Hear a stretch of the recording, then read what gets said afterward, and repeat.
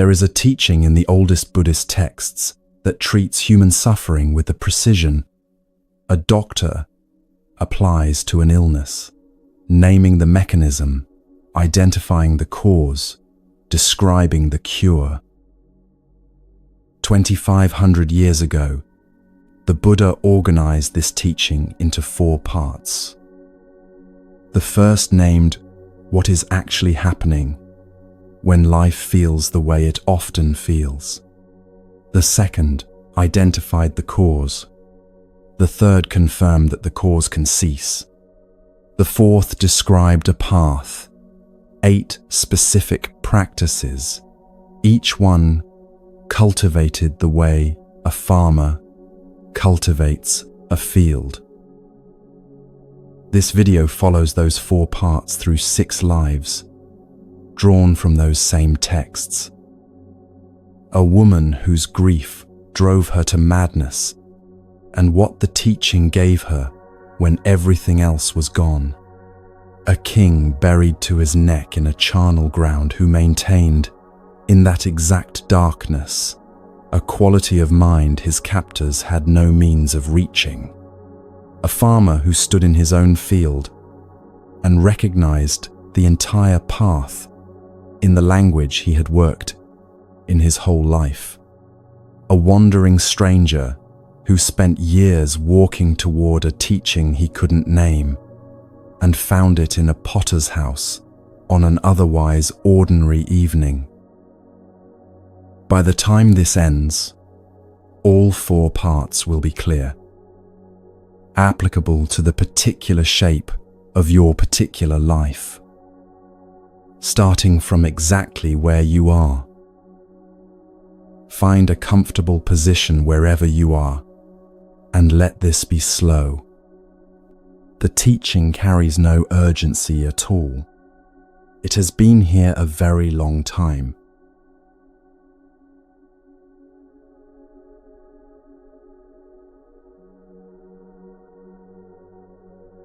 The first part of the teaching begins with a woman who did not know she was wandering. Her name was Vasitthi. She appears in the oldest recorded collection of women's Buddhist poetry from the Pali Canon, a collection of verses composed by women who had practiced and, in the tradition's understanding, had understood the teaching well enough to articulate it. Her account is among the most unsparing in the entire collection. She writes with the clarity that comes from having looked at what happened directly, without turning away from any part of it. Before the wandering, there was a household. There was a yard with specific morning sounds. There was grain to grind before the family woke, water to carry, clay pots that needed to be filled in a particular order each morning, because the order had become the shape of the morning itself.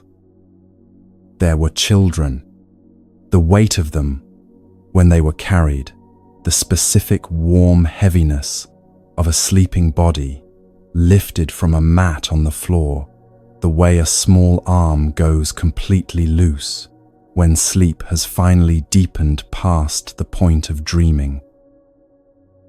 Her hands knew all of this without being asked. The knowing lived in the hands themselves, in the angle of the wrist when lifting, in the pressure of the fingers when the work required pressure, in the automatic reaching that happened before the mind had caught up with what the body was already doing. For years, those hands had a purpose that never needed to be explained or justified, because the purpose was simply there, waking with the sun, present through all the hours between rising and sleep. There was the specific texture of raising children across the years, the way they went from being carried to walking beside her, from needing everything to needing different things, from one form of dependence to the next. Each year, the household rearranged itself around where they were. The food changed as their appetites changed. The sounds in the yard changed as the games changed. The evenings changed as conversations became possible that had not been possible before. A household with children in it is a living thing, something that continuously adjusts to the particular shape of the lives being lived inside it. And the woman at the center of all that adjusting adjusts with it, so gradually and so completely that she becomes, without noticing, a person whose entire inner organization has grown around the children's presence. These are the kinds of changes a person does not notice while they are inside them, because the person is too occupied with the actual living to step outside and observe the shape of the life being built. The shape only becomes visible from outside, and she was about to be outside it. Then one child died, then another, then the youngest. Vasithi's poem does not describe the manner of each death. What it describes is what the losses produced inside her, and what they produced was grief in a form she could neither hold nor name. The coherence of her inner life dissolved the way a structure dissolves when the thing holding it together is suddenly and completely gone. She wandered. She moved through roads and fields and towns for weeks without knowing she was moving. She did not choose a direction. She did not register hunger or cold. She did not notice that her clothing had come undone, or that people moved out of her path as she came near them, or that days were passing around her like weather she was no longer part of.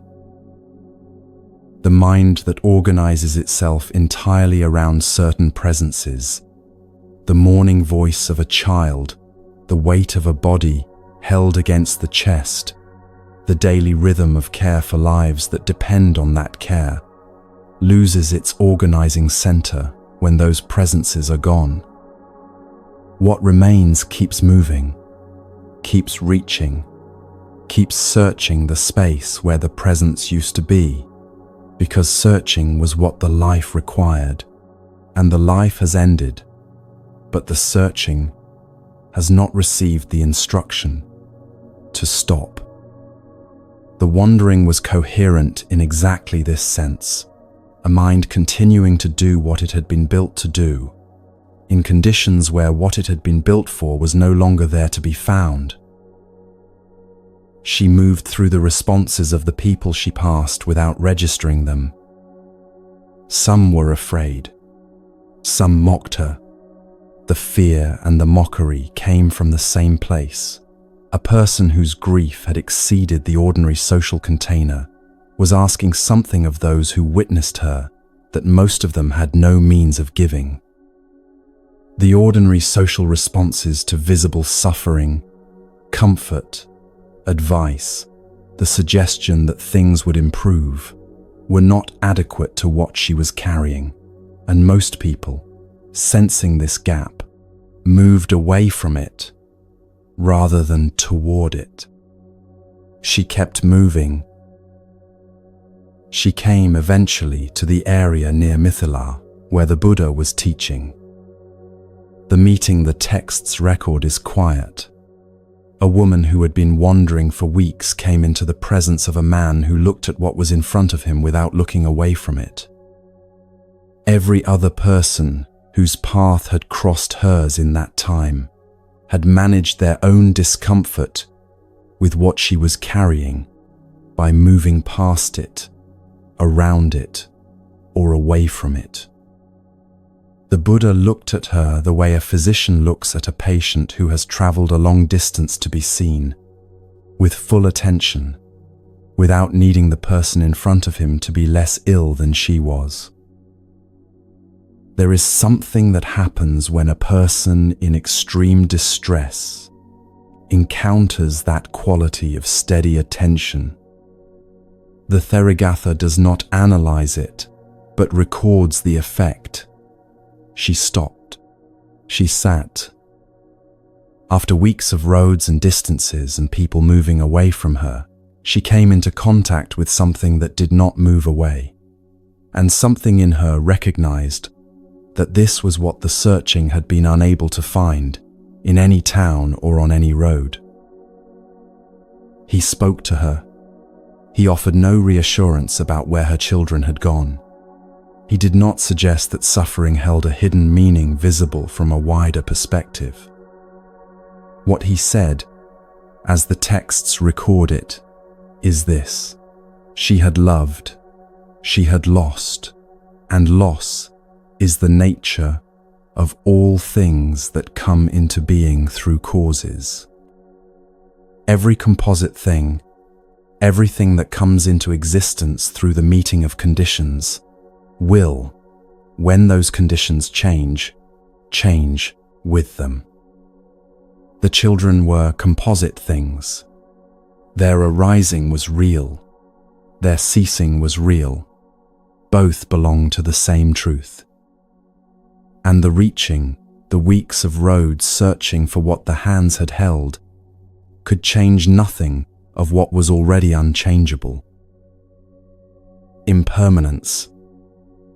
Every school of Buddhism across 2,500 years has returned to this word, because it sits at the center of what the teaching is attempting to address. Impermanence here carries no consolation inside it. It is the structural fact of conditioned existence, stated plainly as a description of how things actually are.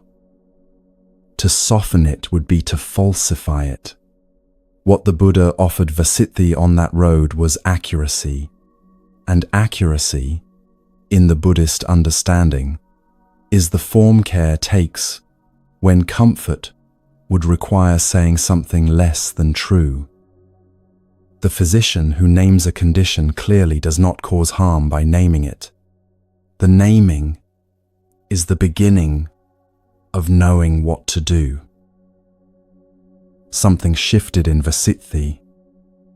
The texts describe it as a return, the specific quality of a mind gathering itself back into coherence after having been scattered across weeks of roads. The grief was still completely present. What stopped was the particular quality of not knowing where to go that had been driving the movement, the directionless searching that had continued, because it had not been given a clear account of what it was doing and why it could not find what it was looking for. She listened, and over the following days, received the teaching in full. The grieving did not lift on any particular morning. What the canon records is a gradual process, a mind beginning to understand the mechanism of its own suffering, which is itself the first change the teaching produces. Understanding the mechanism does not immediately dissolve the feeling. It ends the confusion around the feeling, and ending the confusion changes what the feeling does inside a life. She requested ordination and practiced seriously over the years before composing the verses that bear her name. The poem does not beautify what happened. The children died, the madness came, she wandered, stated without apology, without framing that would make these facts easier to receive. The closing lines describe her mind as concentrated, freed, and clear. She says she has understood what needs to be understood. She is reporting a fundamental change in how experience was being met, a transformation in the relationship to circumstances that had not themselves changed. The children were still gone. The years without them were still the texture of her daily life. What had changed was the second layer, the mind's constant searching for what was no longer present to be found, the inability to let the grief be what it was, without simultaneously battling the fact that it existed. When that searching eased through understanding the mechanism of the reaching, rather than through suppression or forgetting, what remained was grief without the additional weight of fighting it. Grief that is met directly has somewhere to go. Grief with resistance layered through it keeps circling. The energy that might have allowed the feeling to move through and complete itself is instead consumed in fighting the fact that the feeling exists. Now the teaching itself can be named. The Buddha organized suffering into 3 distinct forms. Once heard, these 3 forms become recognizable in any ordinary week, in any life. The first is the most obvious: plain pain, grief, illness, loss, the specific ache of something ending without warning, the weight of a conversation that leaves a residue lasting for days. This form announces itself without ambiguity. It arrived for Vasitthi in a sequence that left no room for adjustment. For most people, it arrives in smaller doses, spread across the years, but the quality is the same. Something that was present is no longer present, and the fact of its absence cannot be argued with. The second form lives inside pleasant experience as much as painful experience. You are sitting at a table with people you love, and somewhere in the quality of that evening is the awareness that it is already becoming the past, that these people will change, that this hour will not come again in exactly this form. The pleasure is real. The awareness of impermanence riding alongside it is also real. Both occupy the same moment. Every parent who has watched a child sleep has felt this. The love is complete, and somewhere inside that completeness is the knowledge that the child in front of you tonight will not be exactly this child tomorrow. The years pass as they are being lived, and the living and the passing are simultaneous. Every good thing already contains the seed of its own change, and we know this even as we love the good thing fully. The third form is the most pervasive and the hardest to point at directly because it operates below the level of specific experience. It is the quiet, structural sense that the present moment is not quite complete as it is, that something is still slightly out of reach, that fullness keeps arriving at a delay, that the current arrangement of things does not satisfy in the way it was supposed to. It is the specific restlessness that makes a pleasant afternoon feel slightly hollow, that keeps the mind scanning the horizon for something it cannot quite name, but remains convinced is slightly ahead of where it currently is. This is the grinding quality built into the wheel, persistent, low level, following a person through circumstances that, from the outside, look entirely fine. All 3 were present in Vasithi's wandering. The plain pain of the losses, the impermanence that every parent carries alongside every moment of care, and beneath both, the reaching, the mind moving through roads and fields in search of what it had been organized around. The wandering was the perfectly coherent response of a mind that had lost what it had been coherent around. And what the teaching addressed was the specific mechanism generating the wandering, the reaching itself, the engine that the grief had set in motion. The first part of the Buddha's teaching says plainly, "This is real." The unsatisfactoriness belongs to the structure of a life that depends on conditions for its continuity in a world where conditions are always changing. The person who feels it is paying accurate attention to what is actually here. The teaching begins with this observation as an act of recognition, a way of saying, you are reading the situation correctly. What you do with that accurate reading is what the rest of the teaching addresses. Most of us have spent years working around this ache, finding the right distraction, the right reframe, the right story about what is happening that makes the feeling more manageable. A mind encountering discomfort tends to move away from it, reduce it, keep functioning. The first part of the teaching does not judge this response.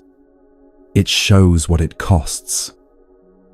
A mind actively keeping the ache at a manageable distance is consuming a significant portion of itself in that management, less available for full presence in the moments that actually matter, for genuine contact with the people in front of it, for the quality of attention that allows ordinary experience to be fully lived rather than observed from behind a careful distance.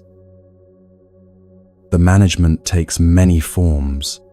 The phone checked between thoughts, the evening planned so densely that nothing can get in, the busyness that feels productive, but is partly the specific busyness of a person keeping something from becoming audible.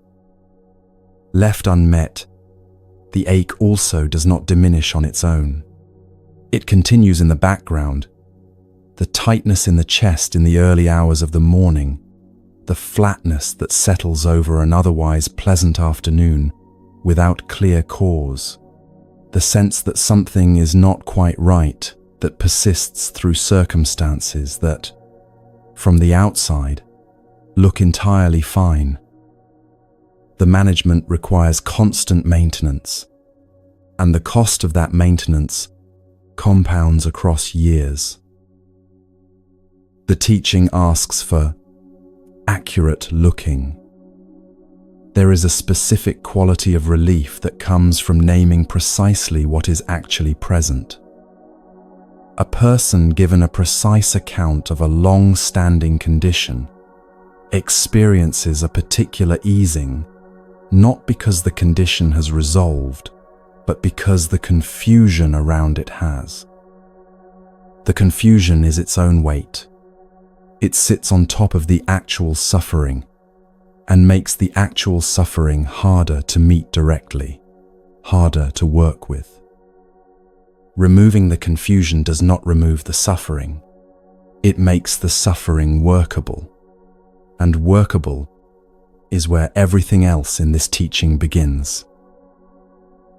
What working with the first part of the teaching actually looks like in a life is worth being specific about. Looking directly at suffering means recognizing its form accurately. This is grief. This is the awareness of impermanence. This is the structural restlessness of a mind encountering the nature of conditioned experience. That recognition is quieter than it sounds. It is the difference between being inside the grief and the story about the grief simultaneously, and being inside the grief while the story slows down enough to stop generating its own additional suffering. The story, the version of events the mind keeps narrating, explaining, building the case for, adds its own weight to what is already heavy. A story about grief can insist that the grief means something permanent about the future, or about the reliability of love, or about the person's capacity to survive what they are currently surviving. The grief itself carries none of those insistences. Seeing the story as a story does not eliminate the grief. It stops the story from multiplying the grief. Vasitthi did not arrive at clarity by working harder at her grief. She arrived at it by understanding what the grief was doing and what she had been adding to it, the layer of resistance, the searching for what could not be found, the motion that continued because the life had trained her for motion, and the life's organizing purpose was gone. Understanding what is happening is always prior to knowing what to do about it. That sequence is built into the structure of the teaching itself. First, see accurately, then understand the cause, then recognize that the cause can cease, then walk the path. The first step, seeing accurately, is where everyone begins, regardless of how much or how little practice they have done. The particular thing the first part of the teaching offers, what Vasitthi received on that road and carried into the years of practice that followed, is permission. Permission to let what is difficult be difficult, without adding to the difficulty the weight of fighting the fact that it is difficult at all. This is smaller than it sounds, and also larger than it sounds. Smaller, because it asks nothing dramatic, no heroic facing down, no forced gratitude, no insistence on finding the lesson before the feeling has had time to complete itself. Larger, because the permission, once genuinely received, changes the relationship to everything the teaching addresses afterward. You cannot work clearly with a cause you have not accurately identified. You cannot understand cessation without having first seen what it is that would cease. The first part of the teaching is the ground everything else stands on. Vasithi's poem has been in the canon for more than 2,000 years. It has been read by people in grief across every century since it was composed, in languages she would not have recognized, in circumstances she could not have imagined. It remains because it describes grief accurately, and accurate description, in the Buddhist understanding, is itself a form of care. The poem does not tell the reader what to feel. It shows what one woman felt, exactly as she felt it, and what became possible once the feeling was seen clearly. That is the entire movement of the first part of the teaching, compressed into the arc of one life. The second part begins with the cause. It asks a question simple to state and genuinely difficult to sit with. What is the mind reaching for, specifically when it reaches? And where does that reaching live in the relationships we are actually inside, in the love we are actually offering and receiving, in the choices that feel so much like simply being who we are, that they barely register as choices at all? The first part of the teaching named what is present.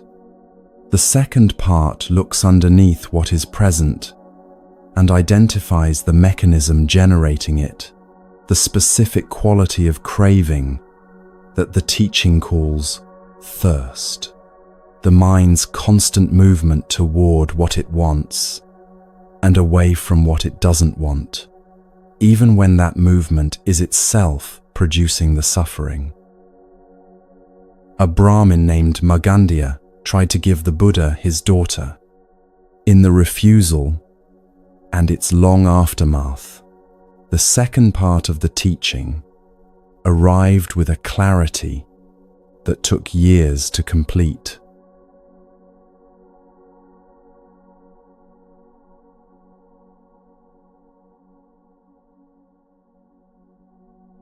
Markandeya was a Brahmin of standing in the town of Kamasadama, and he had a daughter whose beauty had been remarked upon across the region for years. He had refused many offers for her. This refusal came from a conviction he had carried quietly. The person who would be worthy of her had not yet appeared. The refusals were, in their way, a form of love. He believed something adequate to what his daughter was would eventually present itself, and he was prepared to wait. One morning, walking outside the town, he saw the Buddha seated at the edge of a path. What he saw in the man's bearing stopped him.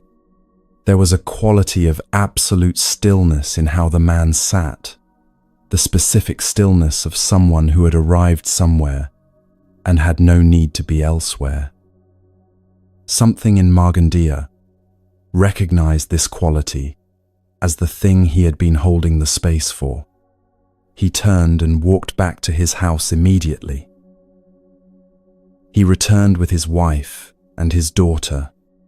He introduced them with the warmth of a man delivering something he has held in careful trust for a long time to the person it was always intended for. He made his offer with a full and completely sincere heart. The Buddha looked at the daughter without desire.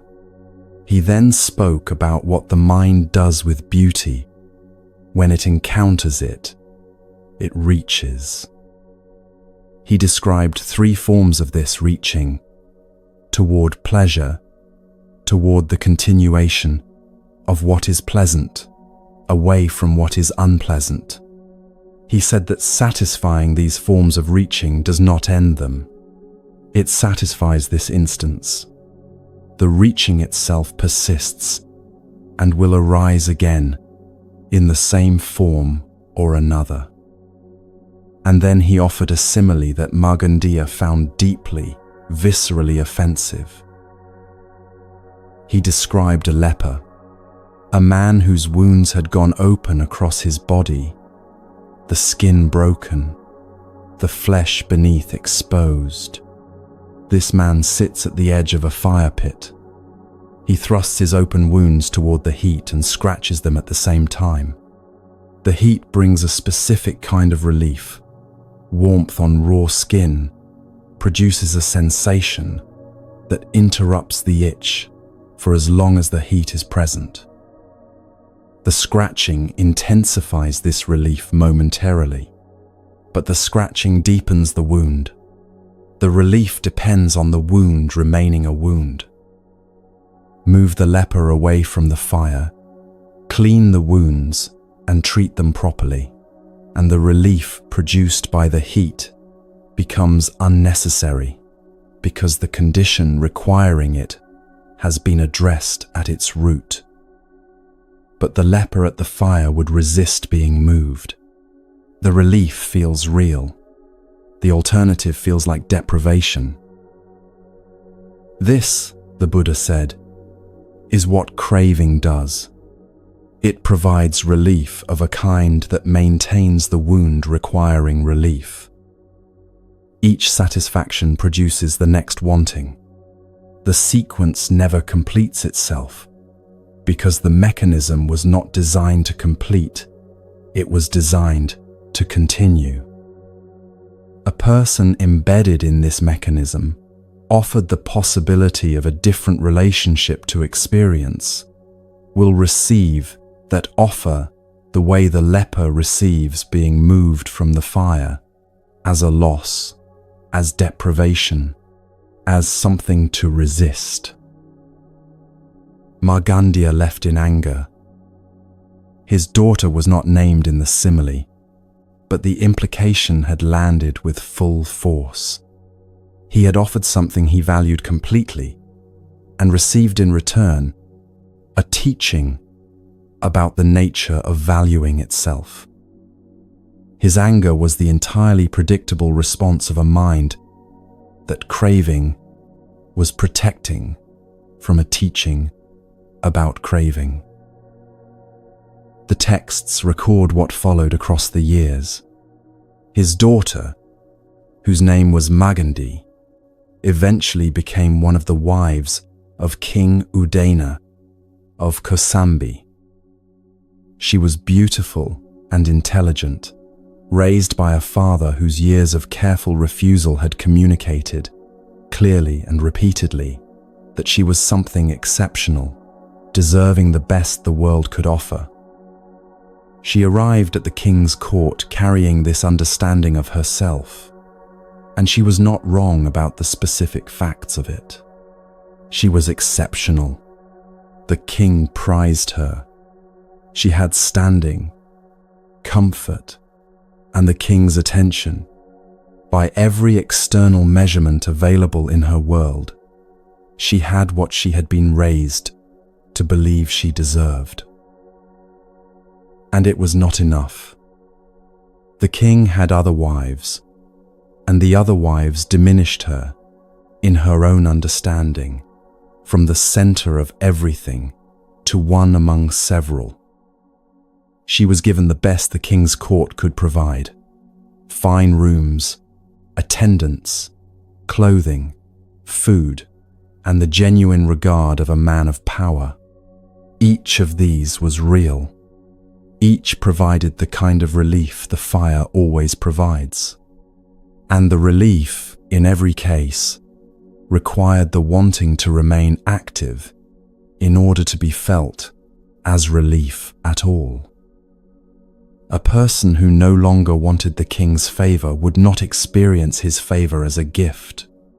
The pleasure of possession depends on the existence of the craving for possession, and the craving, once fed, simply takes a new form. What she wanted now was not merely the favor, but the exclusivity of the favor. What she wanted was to be the only one, and that wanting could not be satisfied without generating the next, sharper version of itself. She used her position. She arranged for people in the streets of Kosambi to abuse the Buddha as he walked through the town, calling after him, insulting him publicly, creating an atmosphere of hostility around him wherever he went. This is recorded in the Dhammapada commentary as a consequence of the long arc that began the morning her father made his offer. The anger Magandiya carried from that morning had moved through the years and had settled in his daughter as a specific quality of resentment toward the man who had refused what her father offered. She could not have articulated this connection. The link between her father's wounded pride and her own actions years later was not visible to her as a link. This is one of the ways the teaching on craving is most precise.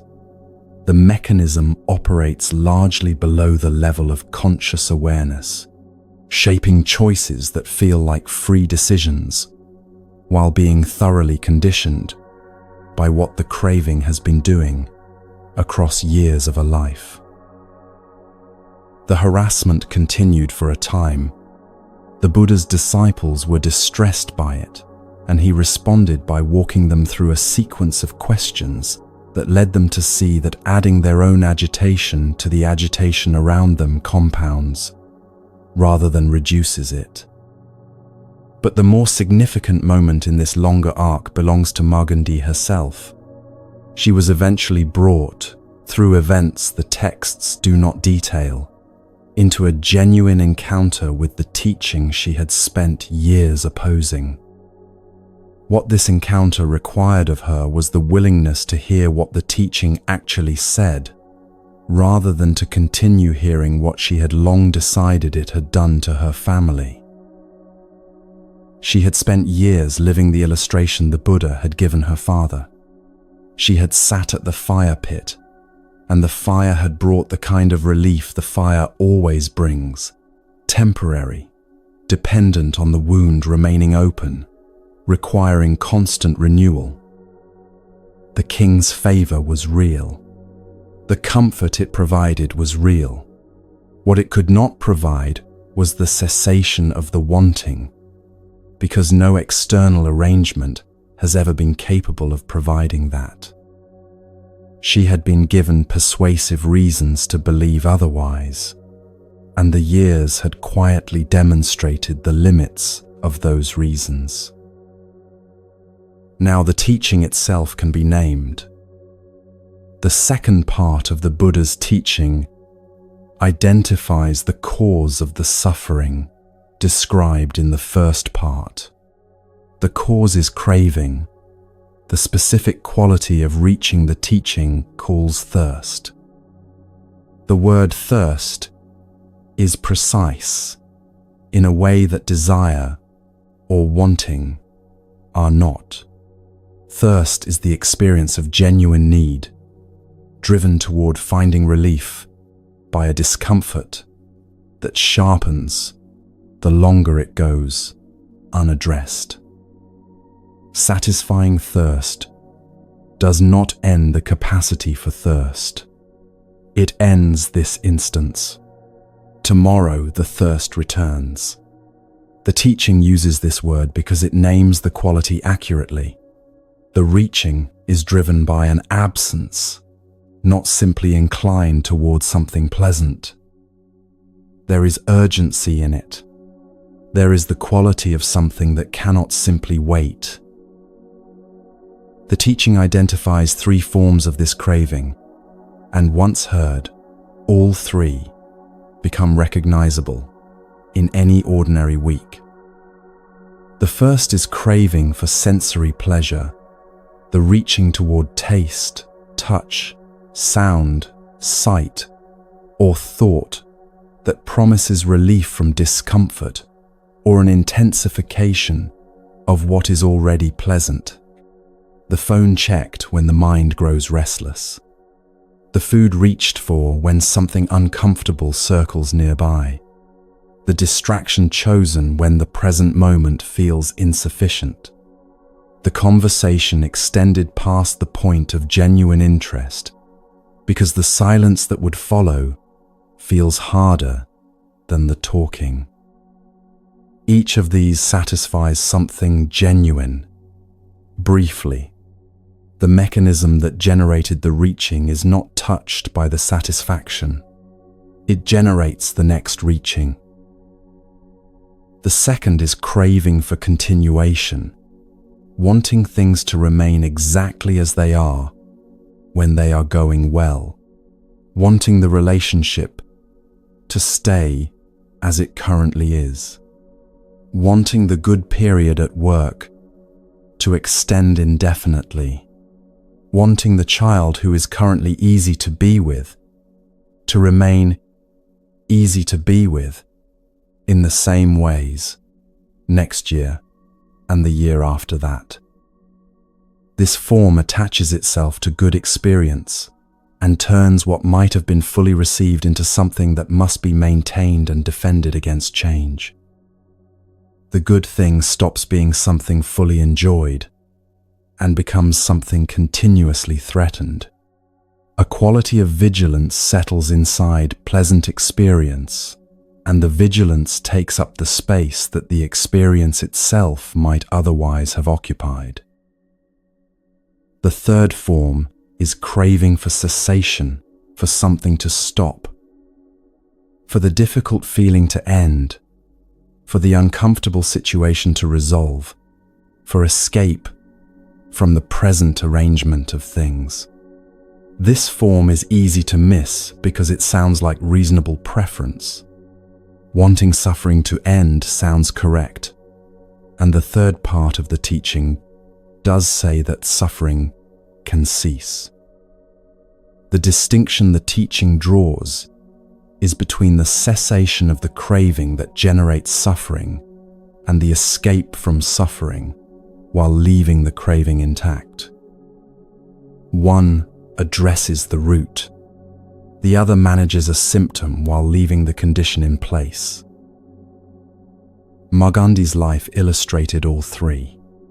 The reaching for what the king's favor could provide, the demand that the favor be exclusive and unchanging, and beneath both, the craving for the ache of never quite being enough, of having something she deserved, refused from the very beginning, to simply stop. The harassment of the Buddha in Kosambi was, at its root, that third form, the attempt to make the source of a long-standing discomfort disappear from the landscape of her life entirely. It produced nothing of the kind. The discomfort was not located in the Buddha. It was located in the mechanism itself, and that mechanism traveled with her wherever she went. The teaching on craving is the most difficult of the 4 parts to receive, and the difficulty is worth being specific about. The difficulty is not philosophical. It comes from the fact that this part of the teaching locates the cause of suffering inside the very process the mind is most invested in continuing. A mind organized around certain forms of craving will experience the teaching about craving as a direct address to the organizing principle of the life itself. This is what Magandia experienced on the road. The refusal and its accompanying teaching did not touch something peripheral. They addressed what was most central to his sense of himself, a man of discernment, a good father, a person whose capacity to recognize quality had finally found its proper object. The anger was evidence of the teaching's accuracy. The more centrally craving is organized into a life, the more resistant the mind is to hearing what the teaching says about it. A person embedded in a way of organizing their life around wanting does not experience that organizing as craving. They experience it as love, as ambition, as the appropriate care for what matters to them, as the reasonable preference for things going well. The teaching asks for a quality of attention precise enough to notice the reaching underneath these experiences, the grasping inside the love, the resistance to change, sitting inside every strong attachment to what is currently good. The leper simile is the teaching's most direct image because it acknowledges that pleasure is real. The heat is genuinely warm. The relief is genuinely felt. What the simile shows is that this particular structure of relief requires the wound to remain a wound, that seeking comfort in a way that depends on remaining in a state of needing comfort will never address the underlying condition. The fire is not the problem. The wound is, and the leper at the fire offered the possibility of treating the wound rather than managing its effects, resists, because from inside the reaching, the relief feels indistinguishable from the solution. This structure is present in most of what fills an ordinary day. The specific arrangement of activities, relationships, and ambitions that constitutes a life is partly the architecture of a person's particular craving, the forms the reaching has taken in one life, shaped by what that life has rewarded and what it has withheld. The content differs from person to person. The structure beneath the content does not. Something is wanted. The wanting drives movement toward it. The getting provides brief relief. The relief passes. The wanting returns, slightly shaped by what the getting produced. The movement resumes. Most people living inside this structure do not experience it as a structure. They experience it as simply how things are, the natural texture of a life being lived in the ordinary way. The reaching is so familiar that it generates no friction. It becomes legible only when something disrupts the cycle, when a long-wanted thing is finally obtained and the relief it provides is shorter than expected, when a relationship that was supposed to resolve something leaves an ache the relationship cannot address, when a life that meets every external criterion still feels insufficient in ways the person cannot fully explain. At these moments, the structure becomes briefly visible. Most people respond by adjusting the wanting something slightly different, or more of what they currently have. The adjustment keeps the structure intact.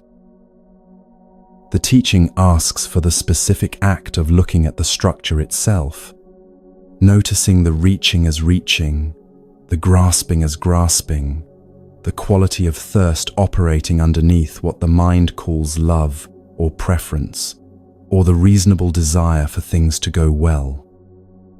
This noticing does not require dramatic renunciation or the abandonment of what matters.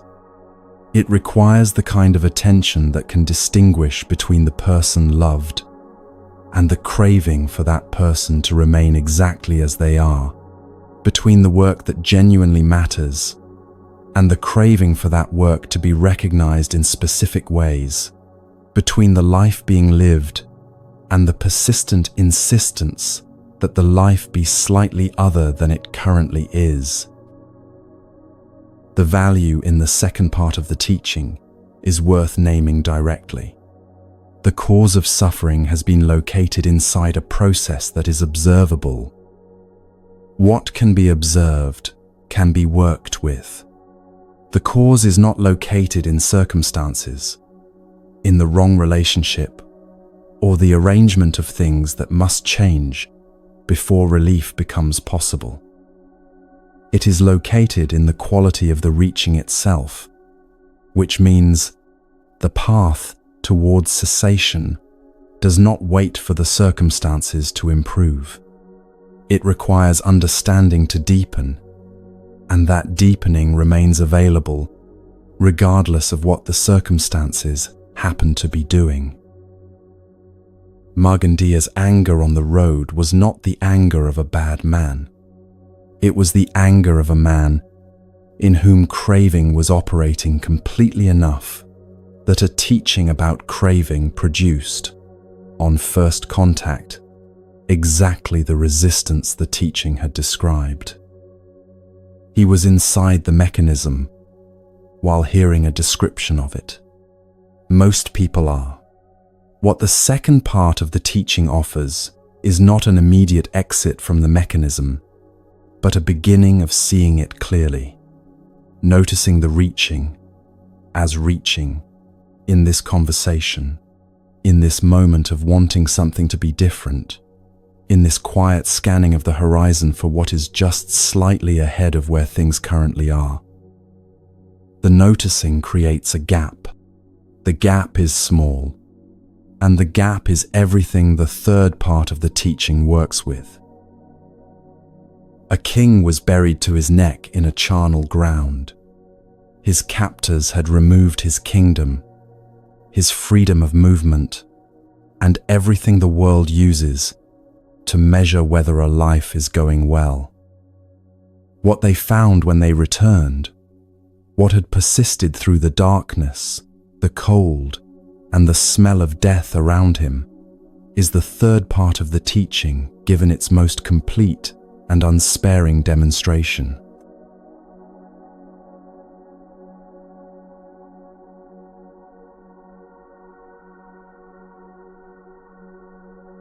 Before the charnel ground, there was a kingdom. It had been functioning well for years, and Mahāsīlava's governance was the reason. He administered it with a particular quality of care. He held ministers accountable, directed the treasury toward his people's welfare, and made decisions that required absorbing political difficulty rather than choosing the convenient path. He was not a figure of legend in the way that legend tends to idealize its subjects. He was a man who tried consistently across years to do what governing well requires, in a world where doing what governing well requires always has costs.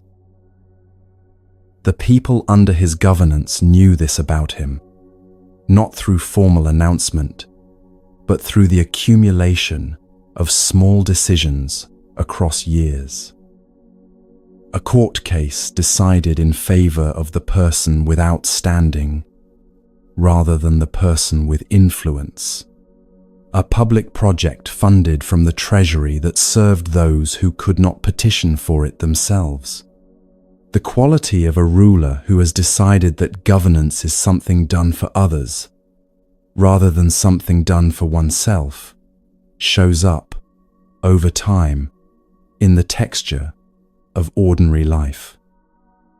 The texture of life in Mahāsīlava's kingdom reflected this. The ministers he eventually dismissed had been taking bribes.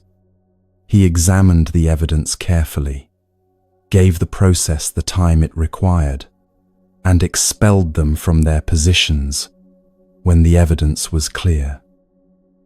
It was the correct decision. It was also the decision that unraveled everything he had built. The expelled ministers traveled to the king of a neighboring territory and offered him something of precise value, detailed knowledge of Mahāsīlava's court, its defenses, its rhythms, the specific vulnerabilities in its structure.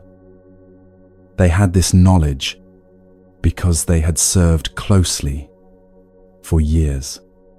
They spent it without hesitation.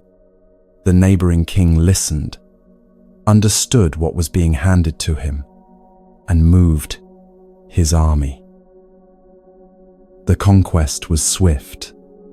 Mahāsīlava was captured and brought before the conquering king. He arrived without the resources that make defeat bearable. No standing, no leverage, no allies within reach. The conquering king assessed him with the eyes of someone calculating what use a defeated ruler still serves, and arrived at a decision more elaborate than execution. Mahāsīlava was taken to the royal Charnel ground, the place outside the city walls where the dead were left to decompose, and buried upright in the earth, to the neck. The soil was packed around him to the level of his shoulders. His head remained above the surface. He was left there as the light drained from the sky. The charnel ground outside an ancient Indian city was a place of active decomposition, the smell of organic matter returning to soil, the sounds of animals that moved through it after dark, because the dark offered what they needed. Jackals came regularly. Wild dogs came. The smell was constant and did not vary with the time of night or the season. For a man buried to his neck in such a place, unable to move any part of his body except his head, with darkness settling around him and the sounds of what was approaching from every direction, the hours ahead were a confrontation with the most fundamental human fears, delivered in their most complete form. What the texts record he did in those conditions is worth receiving slowly. He entered into the practice of loving kindness, the deliberate cultivation of goodwill, extended outward toward all living beings, beginning with himself, then to those nearby, then to strangers, then to those who had caused him harm, and finally, without limit or exception, to all beings in every direction. This practice is usually described in conditions of voluntary stillness, a quiet room, the floor of a forest monastery, a meditation hall. Mahāsīlava practiced it buried to his neck in a charnel ground. He extended that goodwill to the ministers who had brought about his capture, to the king who had ordered this, to the jackals moving through the darkness, outside and around him. Loving kindness in the Buddhist understanding is not a performance of warmth toward people who have done real harm. It is the specific orientation of a mind that has released its grip on wanting harm to come to those who caused harm. It does not revise the facts. Mahāsīlava's kingdom had been taken through betrayal. This remained entirely true, and the practice did not require pretending otherwise. What it addressed was the mind's habitual response to those facts, the compulsive activity that constructs resentment, rehearses grievances, generates images of what justice would require, and consumes attention in interior work that cannot change anything already occurred. When the practice is genuine, that activity quiets through a reorientation of where attention rests, rather than through suppression. The night moved forward around him. The sounds came closer, and then receded, and then came close again. What the nature of the practice implies, though the texts do not narrate his internal experience, is that the hours were spent in sustained, active, interior work, the mind fully occupied with the direction it had chosen, rather than with what the situation would ordinarily generate. Extending genuine goodwill to the ministers required holding them in mind as beings who had acted from fear, from wounded pride, from the ordinary human calculation of self-interest, beings capable of harm precisely because they were caught in the same mechanism of craving and self-protection that produces harm in any life. This is what the practice is for. Releasing the grip that keeps the mind locked onto what it has decided is responsible for its suffering, and returning attention to what is actually present in this moment, in this circumstance, with this darkness and these sounds and this particular patch of sky visible above. The fear was real.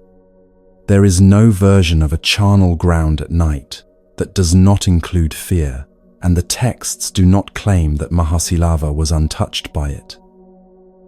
What the practice offered was a specific relationship to the fear, meeting it as one more condition present in this moment, rather than as a signal requiring immediate escape from what generated it. The difference between these two relationships to fear is practically significant. A mind that fear drives cannot use its attention for anything other than managing the fear and scanning for additional threats. A mind through which fear passes remains available to what else is present: the ground beneath him, the patch of sky visible above, and eventually, in the deep hours of the night, the sound, and then the proximity of a jackal coming close. At some point in the darkness, that jackal approached him. This is not a symbolic detail inserted by later tradition. Jackals came to charnel grounds because charnel grounds contained food, and a man buried upright in the earth was a presence that would attract investigation. The jackal came close and sniffed at his face. Mahāsīlava, in a condition of attention sustained through hours of practice, turned his head slowly and closed his teeth gently on the jackal's ear. The jackal pulled sharply back. In pulling, it disturbed the earth packed around the king's head. The disturbance was small, a loosening in the compacted soil at the surface around his neck. Over the hours that followed, Mahāsīlava worked this loosening with the only part of him that could move. His head, his neck, the soil worked slowly and without the kind of urgency that would pack it tighter, gradually gave way. The night was long enough for what the process required.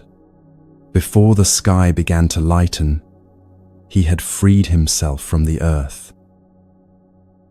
He did not move toward escape. When he emerged, he walked to the palace. When the conquering king was told that his prisoner was at the gate requesting an audience, he agreed to see him out of a curiosity that had no ready framework for what was being described. Mahāsīlava entered and stood before the man who had ordered him buried. He did not carry grievance in his bearing, or the particular quality of a man arriving to settle a score. He offered a teaching about governance, that a kingdom built on betrayal will be betrayed in turn, that the ministers who brought intelligence against one king will carry it against another, that stable rule has its foundation in the quality of what a ruler does with power rather than in its accumulation. The conquering king listened carefully.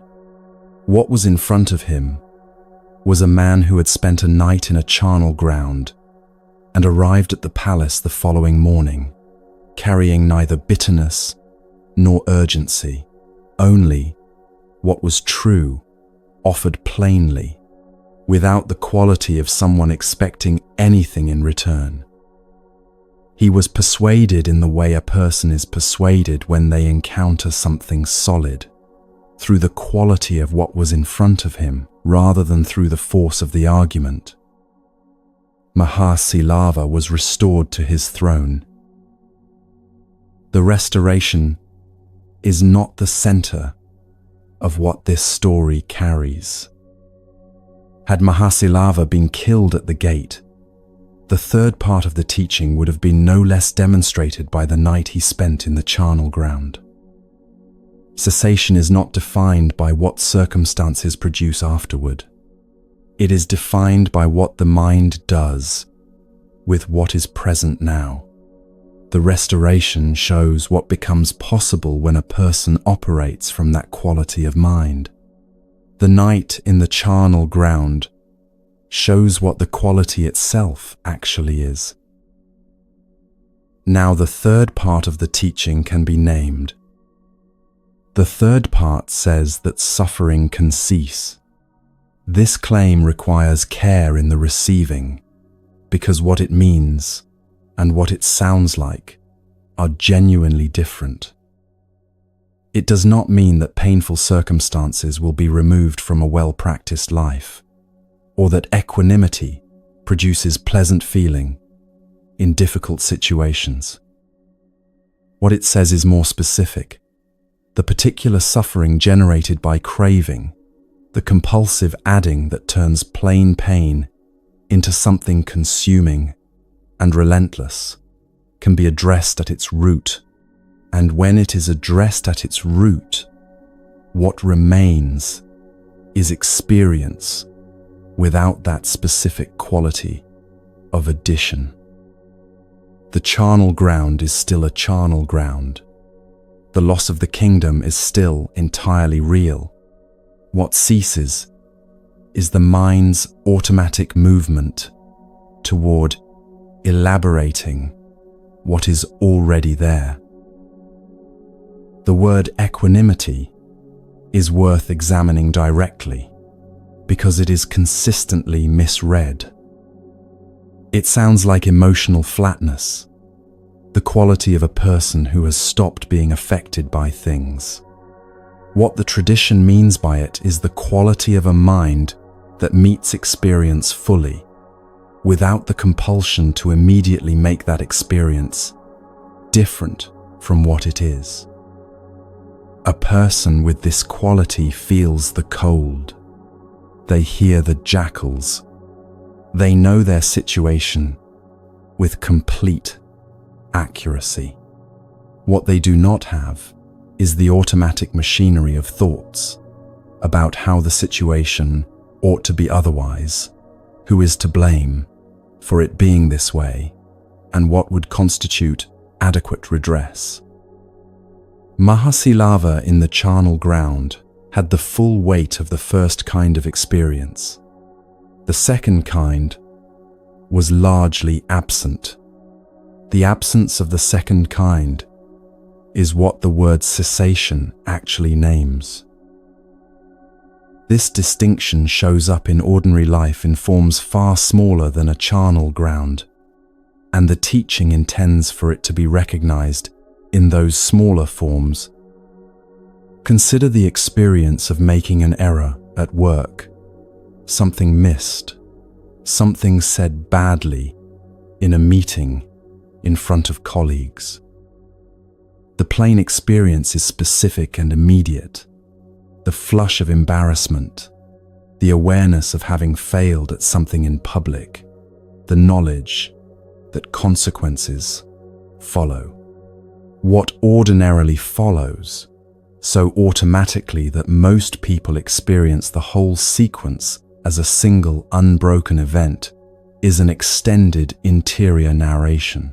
What this reveals about competence in general, whether it reflects inadequacies others have been noticing for longer than this particular moment, how far the consequences will extend. Each of these generates its own discomfort, which generates the next, and the embarrassment that lasted 3 minutes occupies the next 3 hours. The cessation the third part of the teaching points toward is the gradual development of enough space between the plain experience and the added narration that the narration can be seen as narration, a process the mind is doing, rather than a truth the situation contains. That space begins very small in early practice. It grows through the kind of steady, unglamorous attention that most practice actually consists of. As it grows, what a difficult moment does to the rest of the day begins to change. There is a specific quality of relief that develops as equanimity grows through ordinary practice, and it is worth naming directly. The relief arrives as the noticing, in a moment of difficulty, that the familiar spiral either did not begin or began and was seen before it had run its full course. This noticing, which feels small from inside it, represents a fundamental shift in the relationship between the mind and its own activity. The mind that notices the spiral starting can choose, in that moment of noticing, whether to follow it. The mind that does not notice cannot choose. Equanimity begins in the gap between the impulse and the action that follows from it, and it grows as that gap becomes more consistently available. Most people have experienced this in moments of genuine presence, a conversation in which they were fully absorbed, a task that held their attention so completely that the habitual mental machinery quieted on its own. The practice is the deliberate cultivation of that quality, rather than waiting for circumstances to produce it by accident. The third part of the teaching also carries something specific for the person currently inside a situation that cannot be changed. Some situations are simply what they are. Some losses are not recoverable. Some circumstances will not improve, regardless of what the person inside them does. For these situations, the third part of the teaching does not address the circumstances. It addresses what the mind does with the circumstances. In situations where the facts are fixed, changing what the mind does with those facts is the specific form of relief available. The suffering that belongs to the facts is what it is. The suffering that comes from the adding, the mind's constant movement of wanting the facts to be other than they are, the replaying and the wishing and the construction of a case against how things have turned out, can be worked with. The Buddhist teachings claim is that this second form of relief is the deepest relief available under any conditions, because it addresses the mechanism that generates suffering regardless of what external conditions happen to be doing. The third part requires a particular kind of courage to receive, and this is worth being honest about. The first part asked for honest acknowledgement of what is actually present. The second part asked for honest attention to the mechanism generating it. The third part asks for the willingness to trust that genuine change is possible, which means trusting something not yet fully experienced. For a person who has been carrying a familiar quality of suffering for years, this requires genuine openness, the actual willingness to entertain that the quality of experience can be different, rather than performed willingness that still expects to be disappointed. The familiar weight has become, over years, part of the texture of things. Its disappearance cannot be fully imagined from inside it. The teaching asks for trust in the direction before the destination is visible. Mahāsīlava's story is useful precisely here, because it shows where the quality that carried him through the charnel ground came from. The texts describe him as someone who had governed with genuine care across years, which means someone who had been practicing in the context of real decisions with real consequences, the specific orientation of a mind more interested in what is right than in what is comfortable or advantageous. The charnel ground was where that practice was tested in its most extreme form.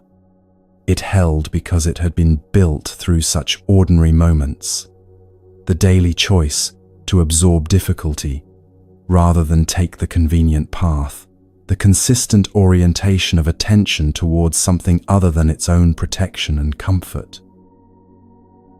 This is how equanimity develops in any life. It accumulates through small choices across ordinary days. The moment when the mind's first impulse toward defensiveness in a difficult conversation is noticed and not automatically followed. The moment when something goes wrong and the thought that wants to spiral into an extended story about what it means is seen as a thought rather than an accurate reading of the situation. These moments feel unremarkable when they occur. They generate no evidence visible from outside that anything of significance has happened. Their accumulated effect across months and years is what gets demonstrated when the charnel ground arrives, in whatever form it arrives. A common misreading of the third part of the teaching hears it as passive, as counsel toward accepting injustice without response. Mahāsīlava's behavior after his release addresses this directly. He did not disappear quietly. He walked back to the palace and offered a teaching that resulted in his reinstatement. The equanimity he demonstrated was the quality that made his action more precise and more effective. Action taken from rage tends to satisfy the emotional need of the person acting more reliably than it addresses the situation being acted upon. Action taken from clarity meets the situation as it actually is, with the full availability of attention, not consumed in the weather of craving and resentment. The third part has made its claim and offered its evidence. A claim with evidence is still not a practice. The question it generates, for anyone who has received it honestly, is the one Mahāsīlava's story makes inevitable.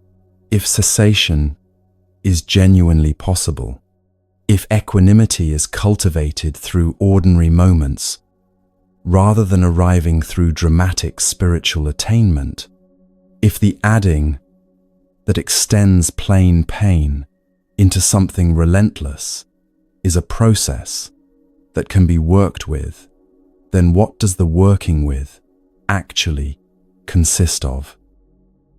What specific practices develop this quality? What does the path look like in the ordinary days where most practice either happens or does not happen? In conversations that go badly, in early mornings when the familiar restlessness arrives, in the daily work of moving through a life that contains, as every life contains, its full portion of difficulty. The answer the Buddha gave was specific and practical, organized into 8 areas of daily practice, each connected to the others, each one workable from the very first day of genuinely attempting it. A Brahmin named Kasi Bharadvaja was standing in his field one morning when a wandering man came and stood at the edge of his land, waiting for food. What passed between them that morning is the 4th part of the teaching given in the only form most people will ever need it. The language of work already being done, the soil already being turned, the harvest that a person who has spent their life cultivating things understands without needing to be told what cultivating means.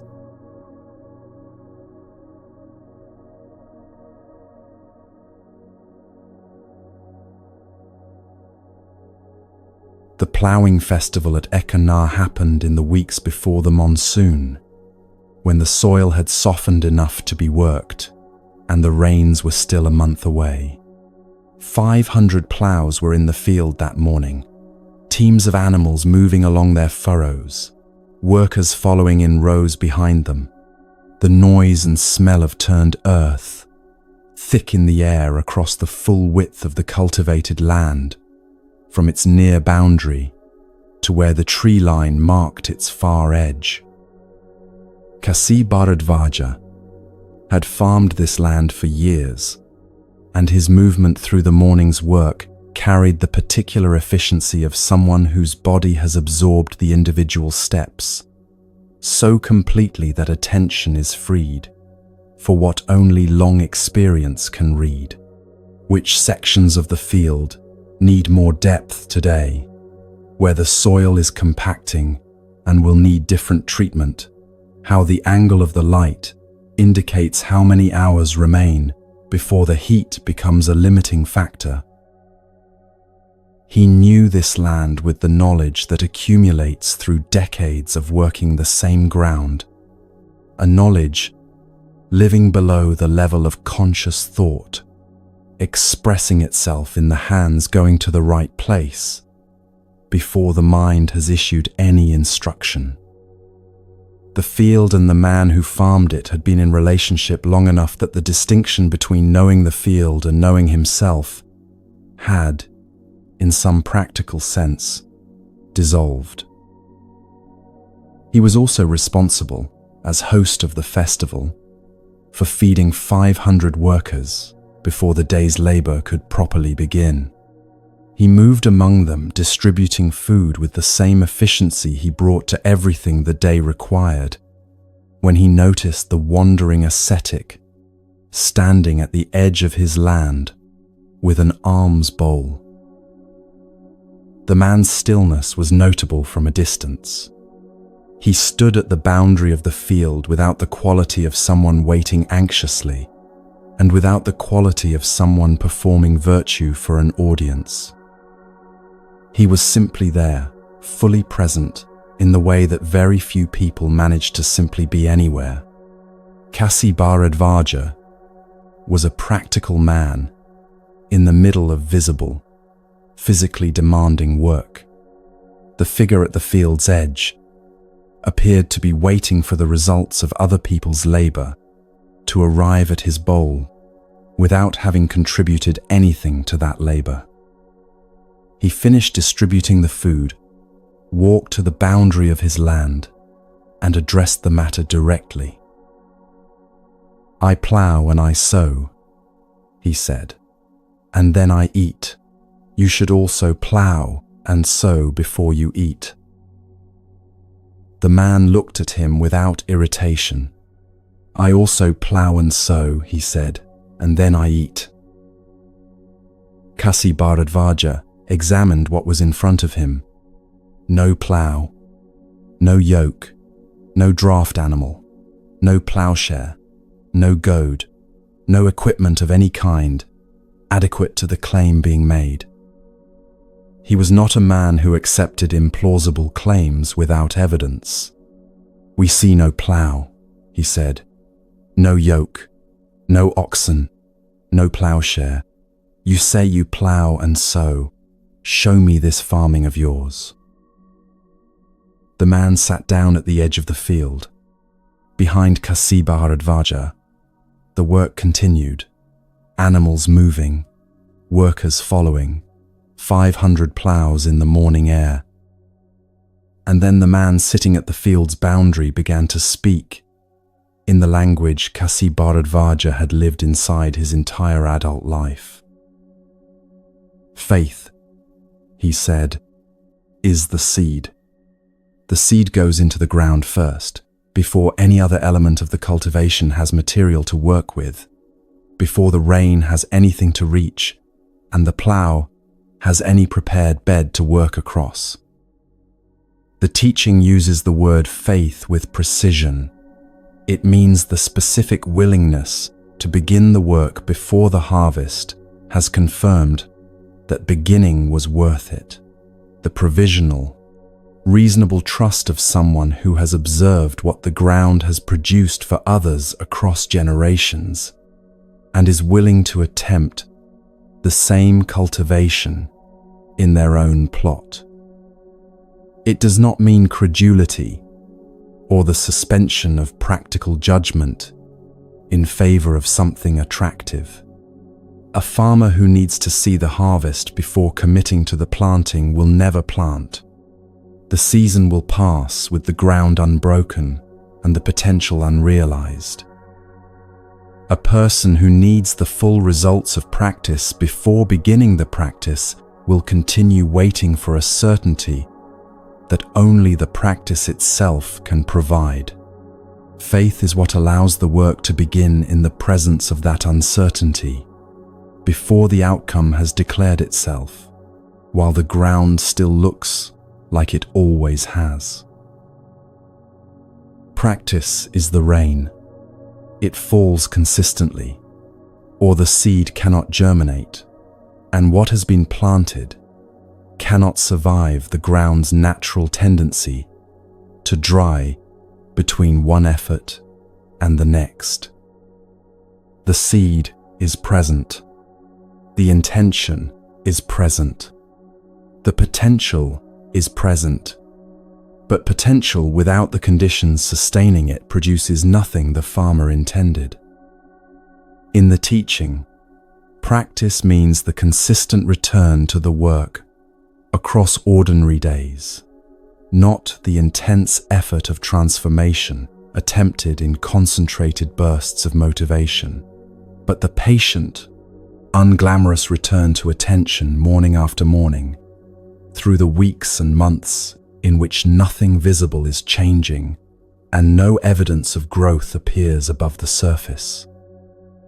What the rain does through those apparently empty weeks is necessary for what will eventually emerge. The cultivation happening invisibly beneath the surface during the apparently silent periods is not separate from the eventual harvest. It is the harvest being prepared.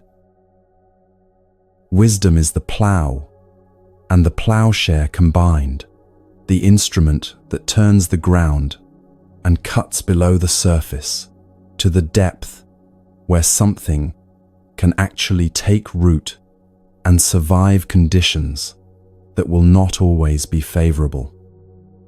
Surface understanding does not produce lasting growth.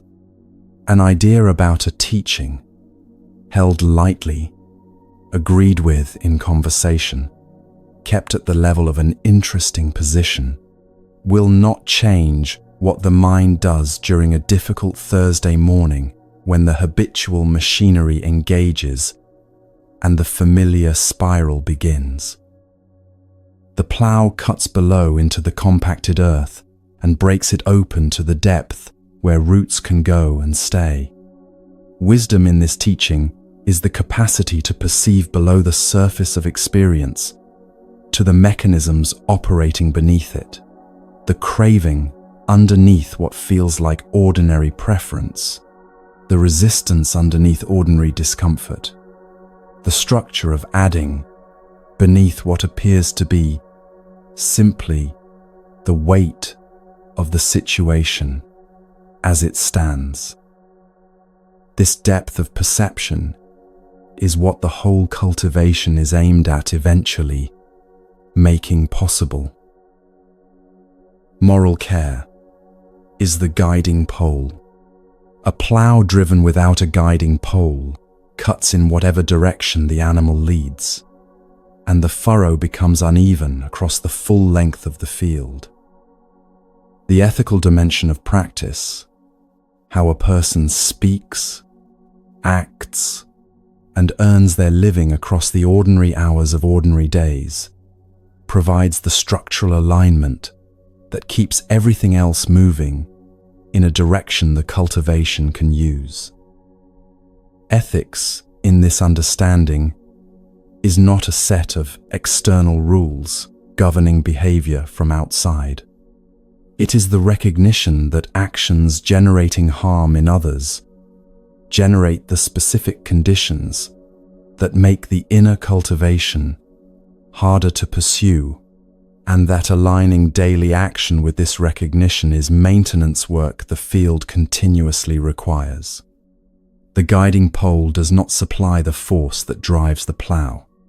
It keeps the force moving true across the full length of the season. The mind itself is the draft animal. It provides the force that moves everything else forward through the resistance of the ground. An untrained mind moves in the direction of whatever pulls it most strongly from moment to moment, toward the available distraction, when distraction is present, toward the established groove of its habitual pattern, rather than the new furrow the farmer is attempting to cut. Training the mind is not about suppressing its energy. It is about developing, through patient and consistent effort, across genuine time, a mind that can be guided reliably in the direction the work requires. The change happens gradually, with little drama, in any individual day's practice. Its cumulative effects become visible in retrospect, when the quality of the mind's available attention is compared against what it was at the beginning of the training. Mindfulness is the plowshare that cuts and the goad that keeps the animal moving when it slows. Without it, the plow rides over the surface without penetrating to the depth where something can grow. In practice, mindfulness means the capacity to notice what is actually present in this moment, in the body, in the quality of the mind, in the texture of what the current situation contains, without being absorbed so completely into the content of experience that awareness of the experience itself disappears inside it. A person who is aware of anger, as anger, is in a genuinely different position from the person who is simply angry, because the awareness creates a gap between the arising of the state and the response the state would otherwise automatically produce. The gap is where choice becomes available. A mind without that gap cannot choose. It can only continue in the direction the momentum of its established patterns is already carrying it. Developing mindfulness is developing the gap. The gap, once established as a reliable feature of the mind's operation, changes the texture of every difficult moment that comes after. Careful speech is the binding that holds the equipment together. A plow whose components come loose during the work causes immediate damage and requires the work to stop before it can resume. What a person says and how they say it, its honesty, its care, its attention to what the words do in the people who receive them, determines whether the relationships inside which practice is embedded hold together or generate damage that takes attention and energy away from the cultivation itself. Practice does not happen in isolation from the daily texture of a life lived among other people. The binding keeps the equipment intact enough for the work to continue through the full length of the season, through the days when conditions are favorable and the days when they are not. Right action clears the weeds. A field full of competing growth will not produce what it was cultivated for, regardless of how carefully every other element of the work has been managed. Actions generating harm to others introduce competing growth that consumes the conditions the intended crop requires. The clearing is practical maintenance, a life whose actions consistently work against the direction of the practice will produce what those actions generate rather than what the cultivation aims at, because the field is everything it contains across its whole extent. Effort drives the furrow forward across the full length of the field. The teaching describes effort as operating in 4 directions simultaneously, not creating fresh conditions for harm when the impulse arises, releasing harmful conditions when they are already present, actively cultivating beneficial conditions when the opportunity exists, and maintaining beneficial conditions once they have been established. These 4 together constitute the work of every ordinary day. They produce no visible drama in any individual practice session. They are the consistent movement of the plow across the full extent of the field, season after season, producing what consistent cultivation produces. The harvest from this cultivation, the Buddha said, is freedom from the craving that generates suffering. Kasi Bharadvaja stood at the edge of his field and heard this entire account delivered in the vocabulary of his own work. He had not been given abstract philosophy held at a comfortable distance from the texture of a practical life. He had been given an account of cultivation, the same fundamental activity he had been engaged in on this land for decades, mapped precisely onto the interior of a mind. The equipment was different. The logic was identical. Prepare the ground, plant the right things in it, tend it consistently through conditions you cannot control, and when the season is right, the field produces what it was capable of producing all along. He stood there with the smell of turned earth in the air, and 500 plows working behind him, and the framework was entirely legible. He filled a bronze bowl with milk rice and offered it to the Buddha.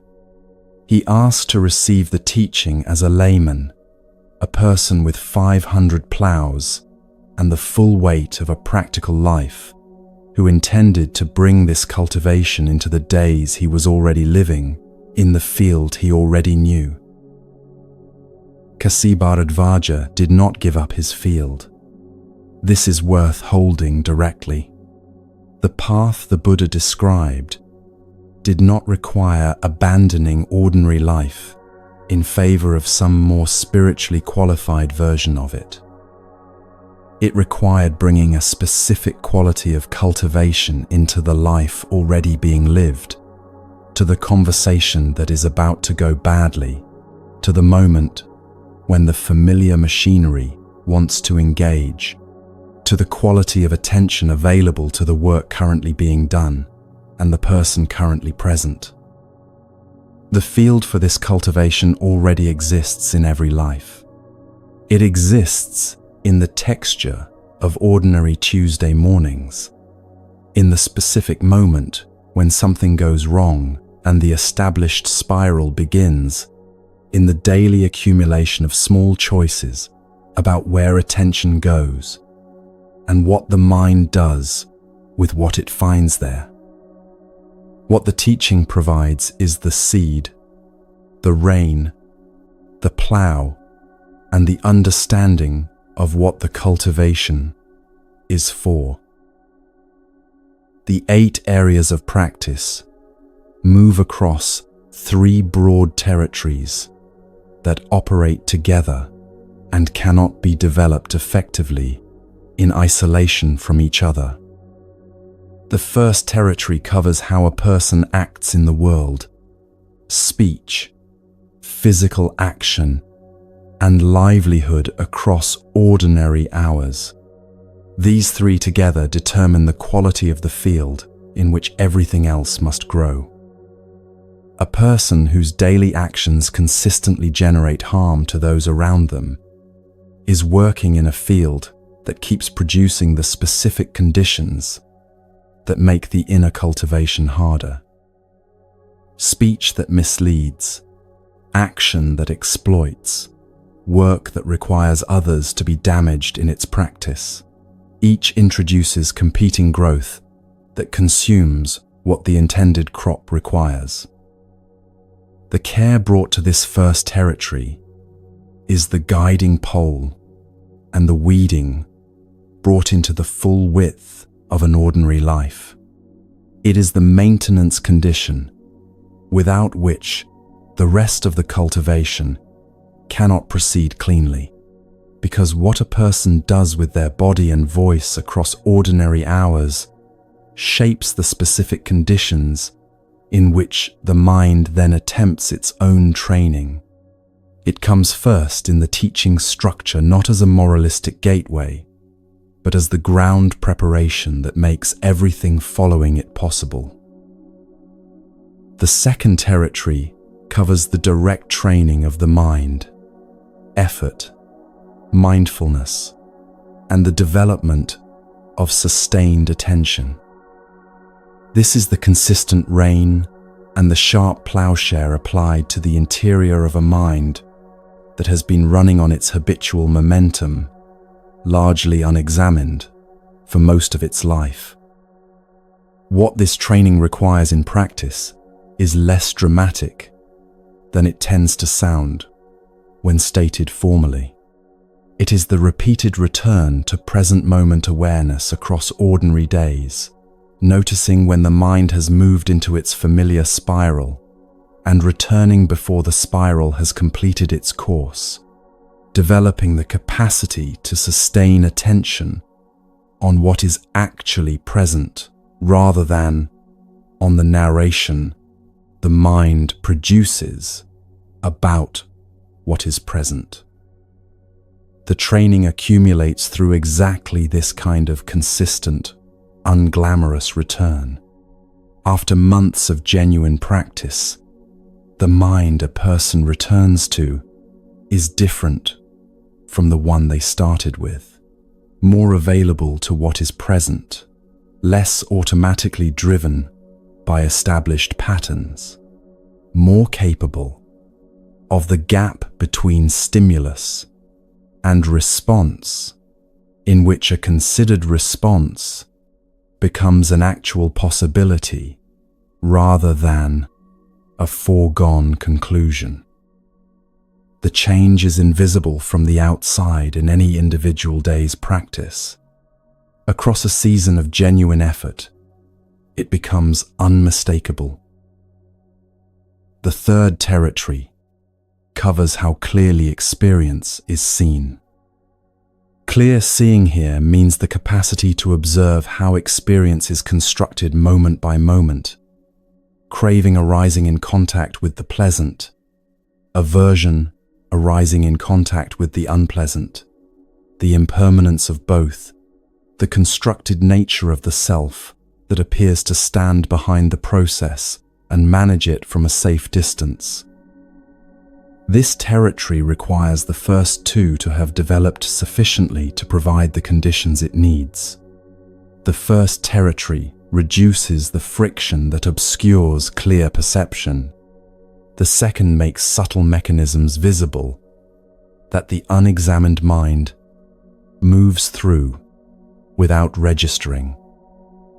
When seeing has become clear enough to confirm the teaching at the level of direct experience, rather than intellectual agreement, something in the practice becomes self-sustaining in a way that motivated effort alone cannot produce.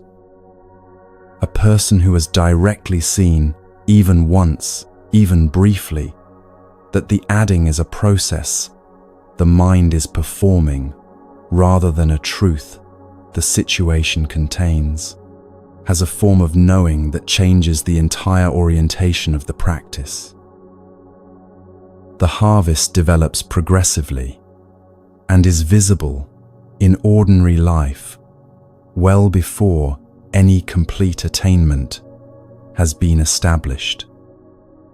A person practicing consistently across months will notice specific changes in the texture of difficult experience.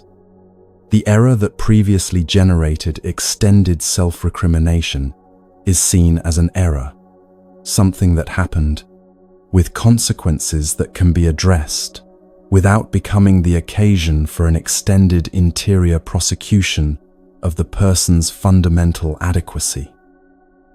The difficult conversation that previously occupied 2 hours of mental rehearsal afterward occupies less. The morning restlessness appears less reliably and passes more quickly when it does appear. The persistent sense that something is not quite right, which follows a person through circumstances that look entirely fine from the outside, that quality becomes less constant, less adhesive. Each of these changes is modest in itself. Their cumulative effect across a life of genuine practice is a progressive increase in how much of that life is actually lived, rather than spent managing the aftermath of what has already happened.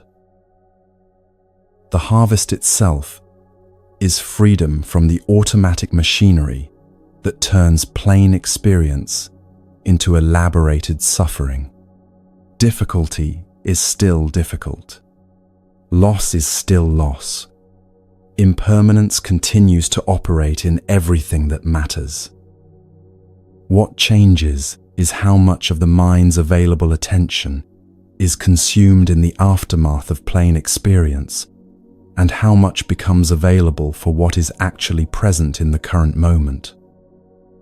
A life in which more of what is present is actually received, rather than processed, at a careful distance behind a continuous narration about what it all means, is a life more fully and genuinely lived.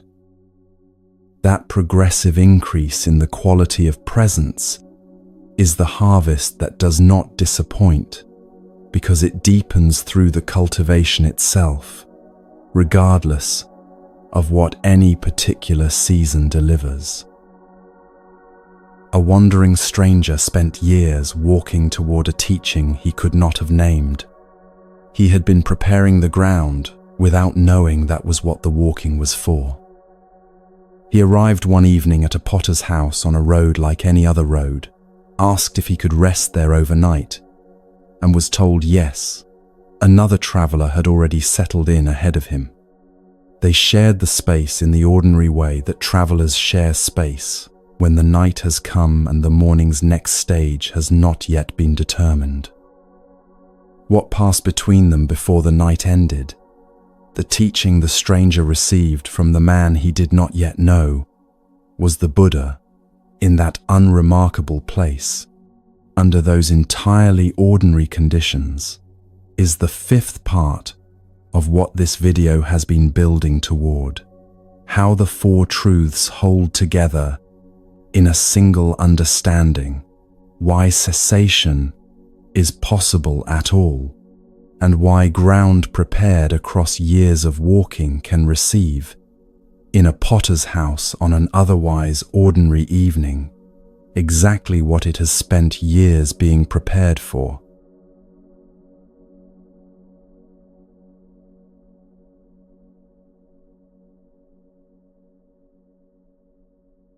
Pukusati had been walking for months before he arrived at the potter's house. He came from Taxila, a city in the northwest of the Indian subcontinent, known for its scholarly traditions and teachers of many kinds. He had been a merchant of standing there, a man with a life that provided everything external measurement considers adequate and a little more.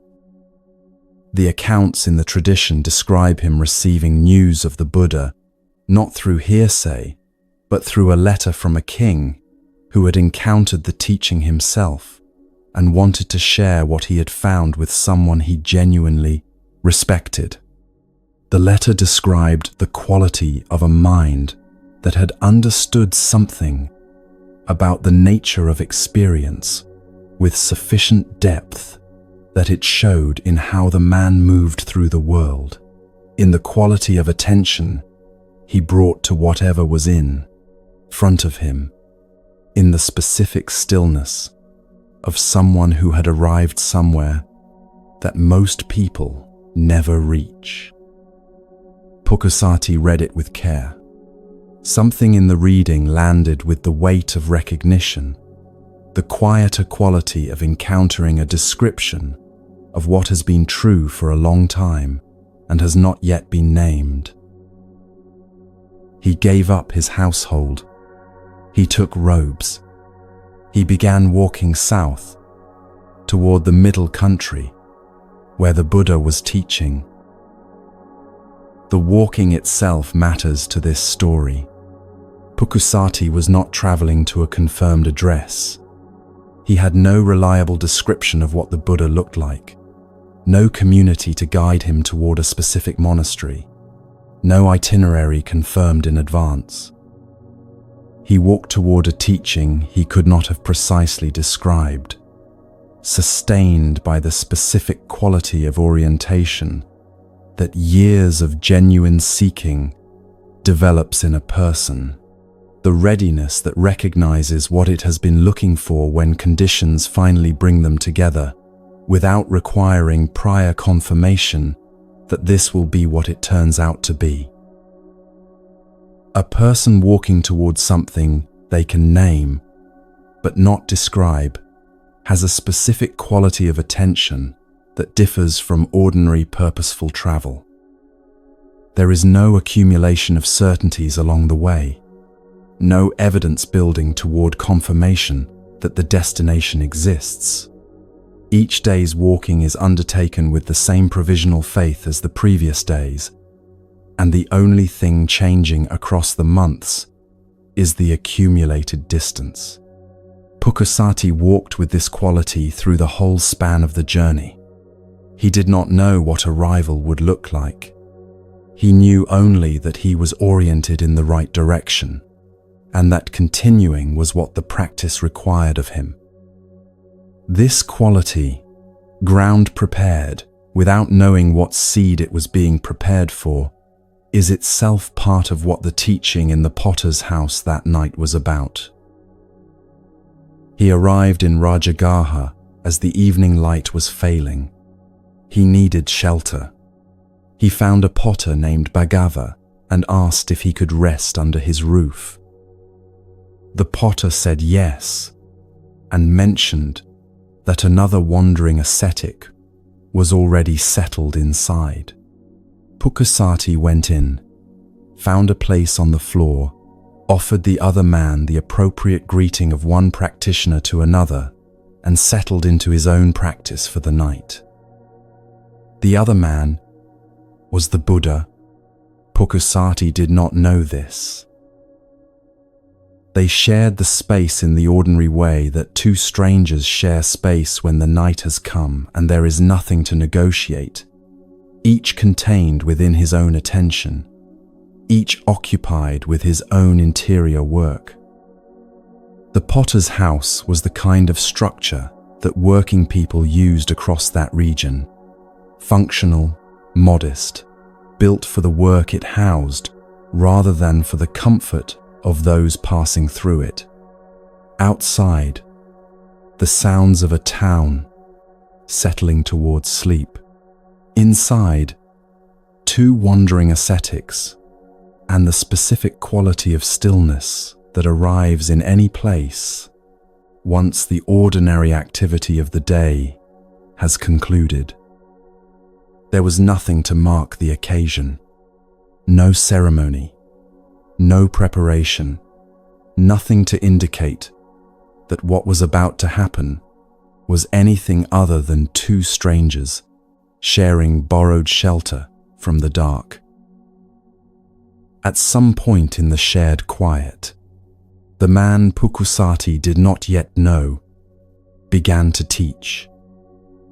He began with the body, and with what the body is actually made of. 6 elements, he said. Earth, the quality of solidity in every solid thing the body contains. Bone and muscle and tissue shared with the solid things of the world outside the body. Water, the quality of fluidity in blood and the body's internal surfaces, shared with the fluid things of the world. Fire, the heat the body maintains and generates, shared with every warm thing in the world. Air, the quality of movement and breath, shared with every moving thing in the world. Space, the cavities and openings inside the body through which everything else moves, shared with the space of the world. And consciousness, the awareness that registers all of this, that notices the solidity and the fluidity and the heat and the movement and the space present and attending in this room on this particular night. None of these elements, he continued, is mine. The earth in this body was not produced by this body. It arrived from the earth of the world, through food, through the chain of processes by which the world continuously becomes the body, and the body continuously returns to the world again. The same is true of each element in turn. The body is a temporary convergence of elements that belong to the world, moving through a form that has borrowed them for a limited time. It is a process currently in progress, held together by conditions that will eventually cease. Holding this understanding does not diminish the body's reality. The warmth is real. The breath is real. What changes is the quality of relationship the mind takes toward what it has been treating as a permanent possession and a fixed center of experience. A person who has genuinely received this understanding approaches even ordinary physical experience differently. The warmth of a cup in the hands remains pleasant. The coolness of night air on the skin remains what it is. Nothing is diminished. But the specific compulsion to hold on to the pleasant and push away the unpleasant shifts in quality, because the thing that was being held onto and pushed from, the permanent possession that owned the experience, has been recognized as a process rather than a fixed entity. This recognition changes the ground on which everything else in the teaching then stands. Pukusati listened. He had encountered teachings about the body's impermanence before. Various traditions in the world he had grown up in addressed this in comparable ways. What was different here was the direction the account was building toward. It was not an ending point. It was preparing the ground for something more precise, an account of what the mind does with experience, moment by moment, and what that doing produces in the texture of a lived life. Contact, the teacher said. When any of the 6 elements meets a corresponding object in the world, contact occurs. The eye meets a visible form. The ear meets a sound. The body meets a texture, a temperature, a pressure. The mind meets a thought, a memory, an anticipation. Contact is simply what happens when a sense and its object meet, and it happens continuously across every waking hour, beneath the level of deliberate attention, a constant stream of small encounters that together constitute the lived experience of being a body in a world full of things it continuously meets. From contact, feeling arises. The word here means something more specific than emotion. It names the basic quality of pleasant, unpleasant, or neutral that accompanies every moment of contact. The hand meets the warmth of a cup of tea, and the warmth is pleasant. The same hand meets a sharp edge, and the contact is unpleasant. The eye moves across a plain wall, and the contact is neither. This quality arises automatically, prior to any decision or interpretation. It is the raw material of experience, before the mind has done anything deliberate with it. And the stream of this raw material, pleasant, unpleasant, neutral, moment after moment throughout every ordinary day, is what the mind is continuously working with in ways that most people have never paused to examine. Then the teacher said the thing that Pukusati had spent months walking toward without being able to name what he was walking toward. What the mind ordinarily does with this raw material is reach toward the pleasant, wanting more, away from the unpleasant, wanting it to stop or not return, past the neutral, scanning already for something more worthy of attention. This reaching, automatic, habitual, operating largely below the level of conscious awareness, is the craving identified in the second part of the teaching as the cause of suffering. What makes this account so precise is where it locates the origin of the reaching, not in dramatic ambition or obviously destructive desire, but in the most ordinary moment of experience, the fraction of a second between a feeling arising and the mind beginning its habitual movement toward or away from what the feeling contains. Consider what this means across a single morning. The alarm sounds, unpleasant contact. The mind moves toward the quiet that would make it stop. The first cup of tea, pleasant contact. The mind moves toward extending the pleasure. A memory of yesterday's unfinished difficulty, unpleasant contact.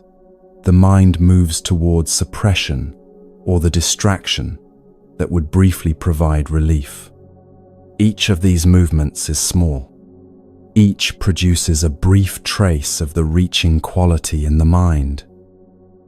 By midday, the reaching pattern has reinforced itself dozens of times. By evening, the specific, mild exhaustion that most people attribute to the demands of the day is partly the exhaustion of a mind that has been reaching all day without noticing it. The grinding quality that runs beneath ordinary experience is not produced by any single contact. It accumulates from the continuous adding of the reaching to each contact, compounding across the waking hours into the low, persistent sense that something is not quite right about the present arrangement of things. Pukusati sat in complete stillness and felt the mechanism operating in the present moment as it was being described. The pleasant quality of a teaching reaching him exactly where years of preparation had arranged for it to land. The reaching toward more of it. The awareness of that reaching arising in the listening itself. The gap between the awareness and the reaching, precisely the gap the teacher was describing, present in the room in the most immediate form possible. The teaching was not pointing at something distant. It was pointing at what was happening now, in this specific quality of receiving. The teacher continued, when the craving is not automatically followed, when awareness meets the reaching before it has completed, the chain that ordinarily leads from feeling to craving to elaborated suffering does not run its full course. Contact still occurs. Feeling still arises. The pleasant remains pleasant, and the unpleasant remains unpleasant. What changes is what the mind does in the following fraction of a second. The automatic movement of craving does not follow, and what craving ordinarily adds to experience is not added. Experience can then be met directly, fully present with what is here, without the specific compulsion to make it other than what it is. This is the philosophical ground on which the whole teaching stands. Things arise when conditions are present, and cease when conditions are absent.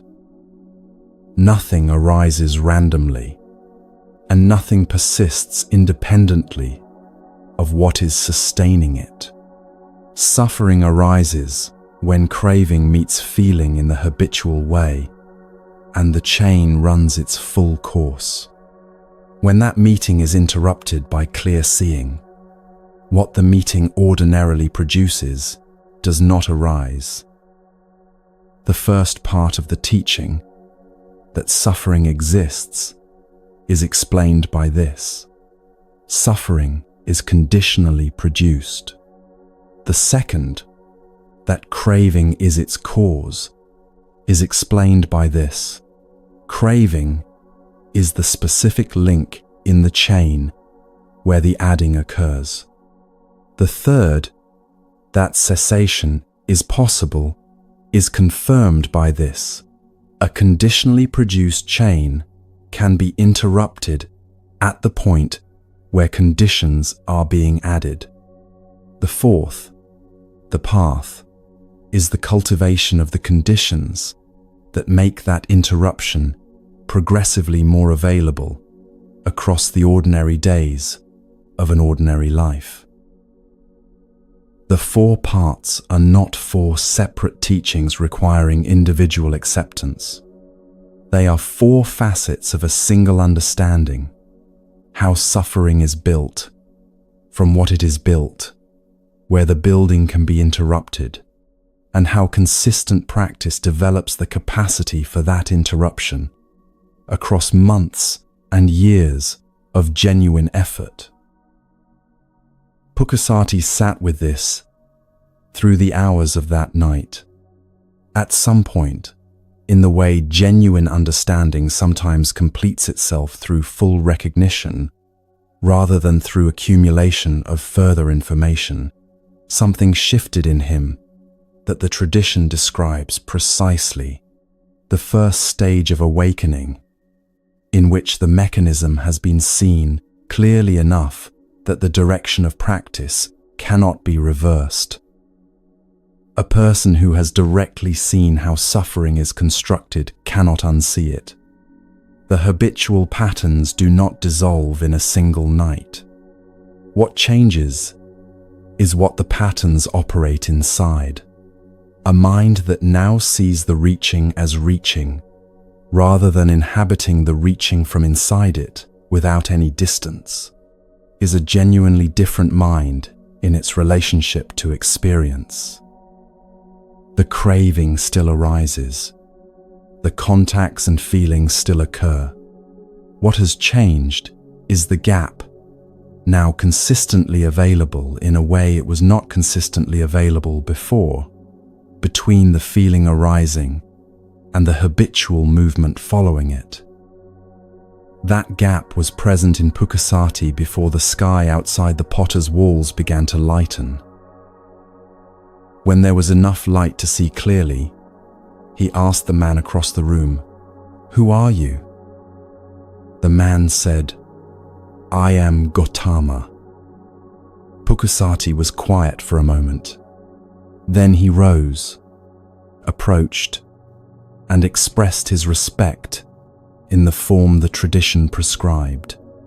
He said he had been walking for months hoping to reach this teacher, and that the teacher had been here in a potter's house, and he had not known it until now. He asked to be received as a student, and eventually as a monk. The Buddha agreed, and told him to find a robe and a bowl, so that the ordination could proceed in the proper form. Pukkasati left the potter's house to find what he needed. On the road, he was struck by a stray cow and killed. When the Buddha was told, he named what had been established in Pukkasati before the end of that night: a genuine and irreversible shift in understanding, the first stage of awakening, the point from which the direction of practice cannot be reversed.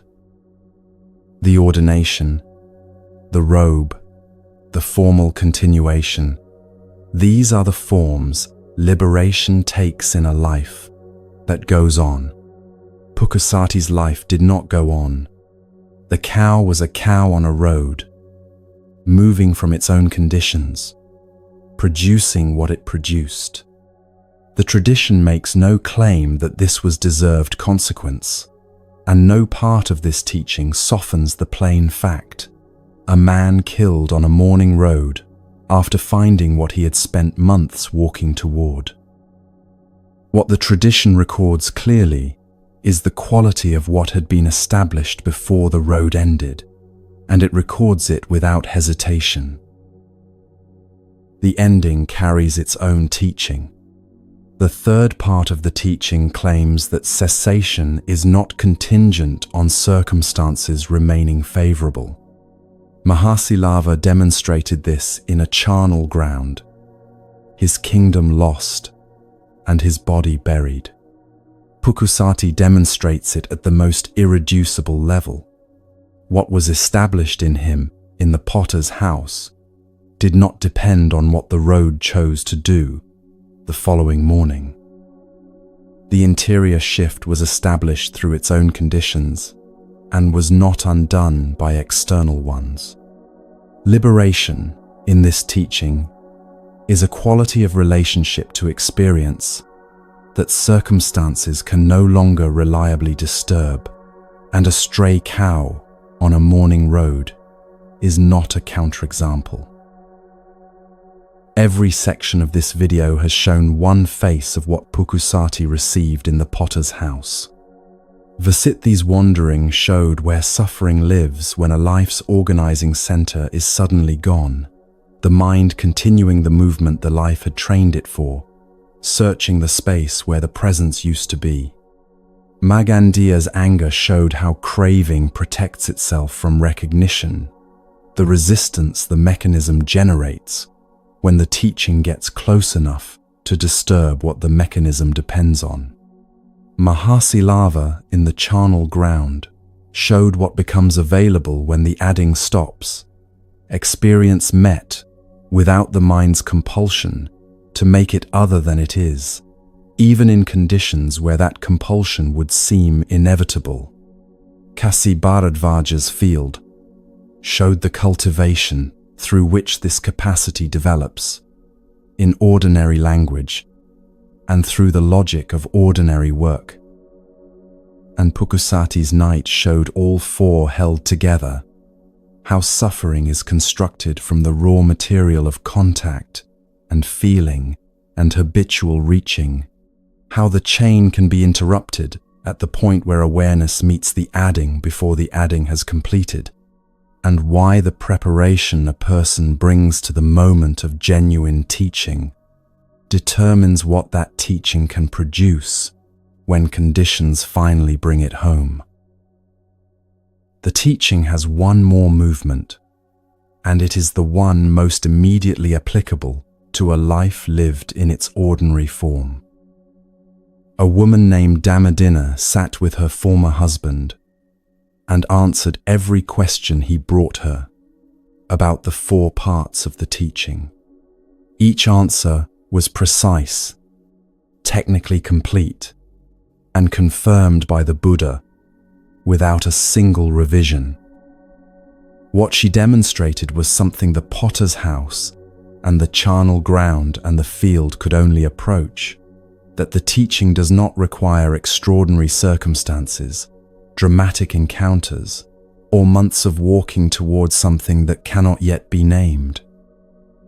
It lives in an ordinary conversation between two people who know each other well, in the specific texture of a familiar exchange, going exactly as deep as complete understanding goes, which turns out, as the next section will show, to be very deep indeed.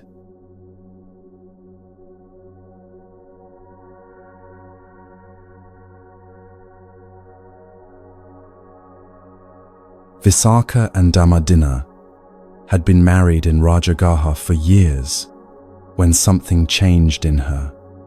The texts do not describe the process of that change in detail. What they record is the outcome.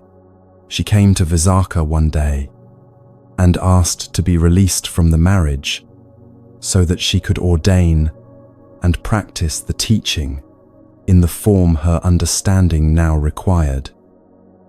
She had been a laywoman of standing in a prosperous household, living the full texture of a domestic life with all that such a life contains, the management of a home, the relationships with family and community, the specific daily rhythms of a life organized around shared responsibilities, and the ordinary human work of building something durable with another person across years. She was not leaving because the life was difficult or because the relationship had failed. Something had shifted in her understanding, and the shift required a different form of attention to be followed with the full seriousness it deserved. This kind of departure is among the most difficult to explain to someone who has not experienced the specific quality of understanding that makes it feel not like a choice but like a recognition. A person who has understood something deeply enough that the current form of their life can no longer fully contain what the understanding requires, tends to find the departure not dramatic, but simply accurate. The natural movement of a life that has grown in a direction the current container was not built for. Dhammadinna was not unhappy with Visakha. She was clear about what she needed, and the clarity had the quality of something that had been building toward expression for long enough that when it finally expressed itself, it felt complete and inevitable rather than impulsive. Visakha listened.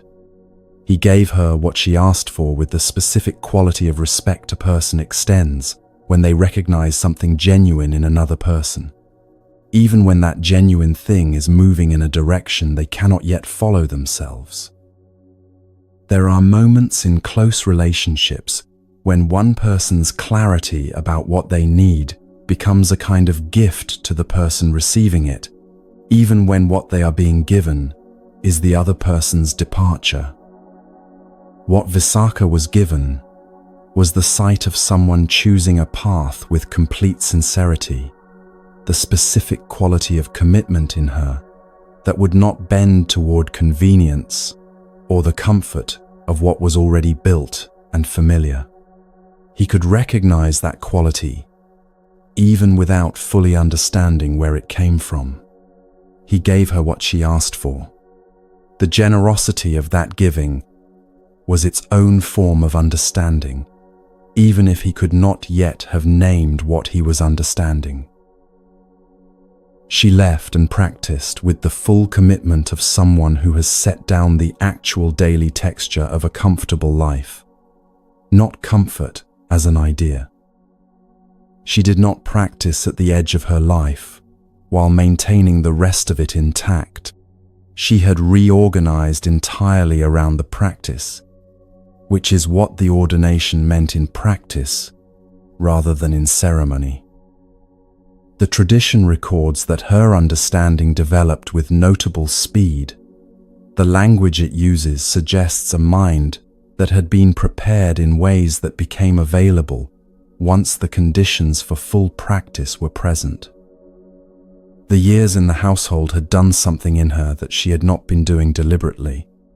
Living carefully, attending honestly to the texture of experience across the ordinary difficulties and satisfactions of a domestic life, working through what the life provided without either avoiding it or exaggerating it.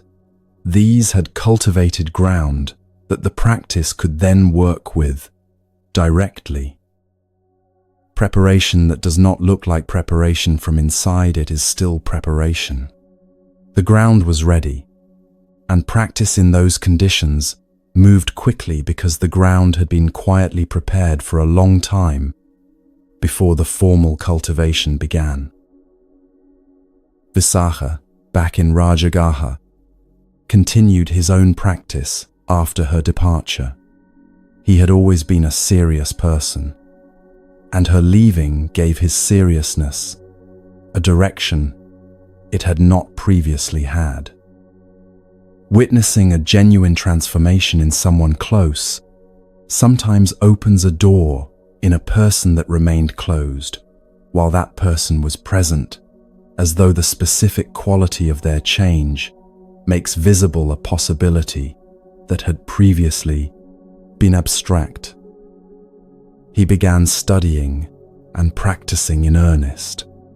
His questions grew alongside his practice, and there came a time when the questions had matured past what he could resolve through his own effort alone.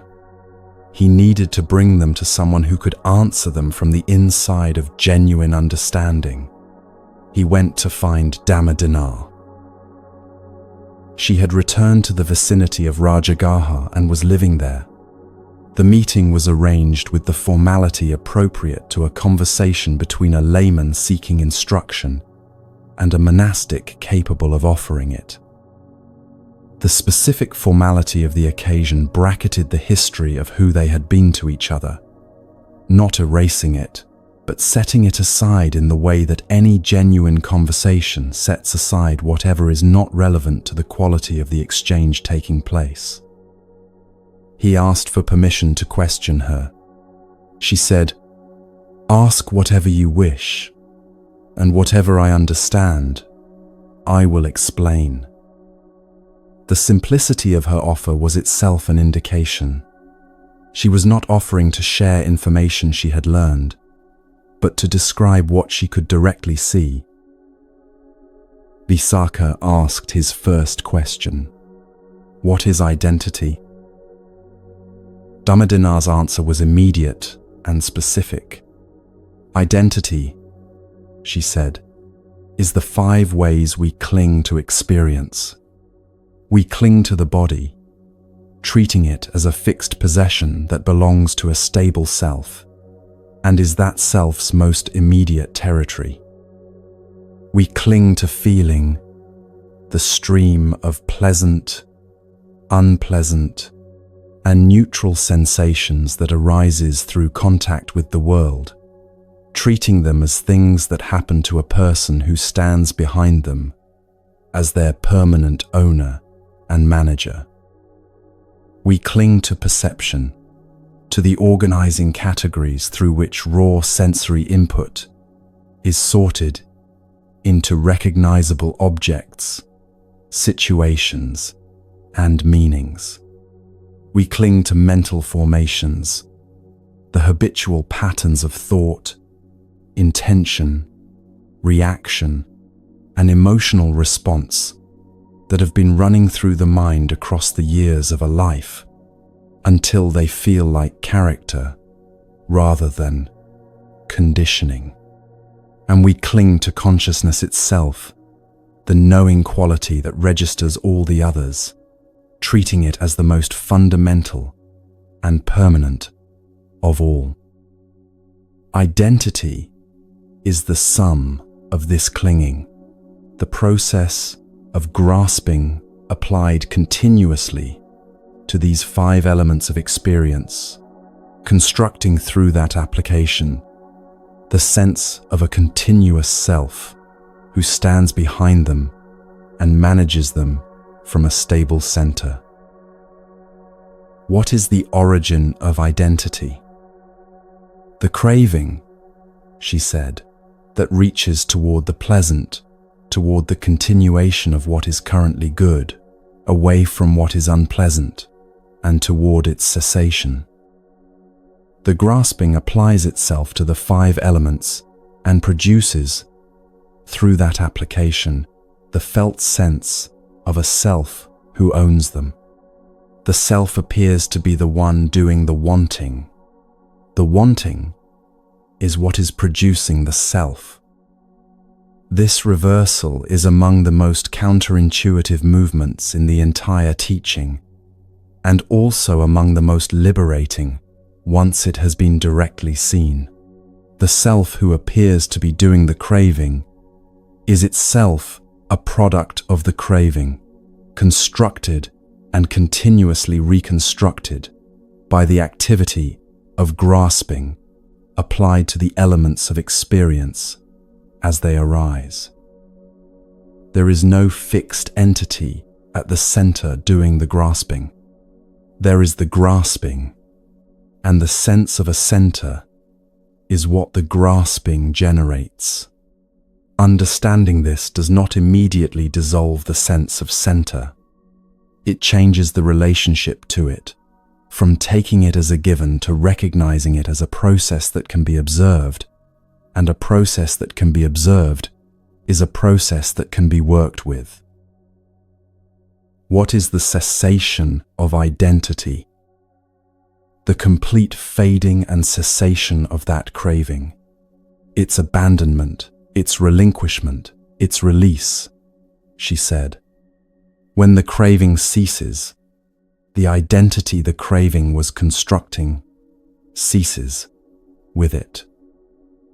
What remains is experience continuing, contact, feeling, consciousness, awareness of the present moment, without the compulsive adding of grasping that had been turning each moment of experience into raw material for the construction of a permanent self. The world is still here. Other people are still here. Sensation continues.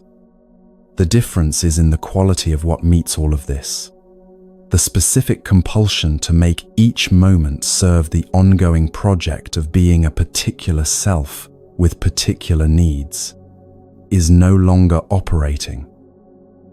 Experience met without that compulsion carries a quality the tradition describes as bliss, not a pleasant feeling layered over experience, but the quality of a mind that has set something very heavy down and found the setting down to be its own form of relief. What is the path to that cessation? The Noble Eightfold Path, she said. The 8 areas of practice whose logic Kasi Bharadvaja had recognized in the language of his field: careful speech, ethical action, right livelihood, trained effort, developed mindfulness, concentrated attention, and the clear seeing that develops when all these have been cultivated with genuine consistency over genuine time. The path leads toward the quality of experience present before the craving organized itself around the construction of a defended self. In brief moments of genuine practice, it makes that quality available along the way, before any complete attainment has been established, as something the practitioner can recognize from inside their own experience, rather than simply know about from a description. The 4 questions had traced the full arc of the teaching precisely, from what suffering is, to what generates it, to what its cessation means, to how to cultivate the conditions for that cessation. Visakha had received 4 answers that together constituted, without abstraction, a complete account of what was happening in the texture of any ordinary day. Then he asked the question that took the conversation into its deepest territory. Are feelings the same as identity?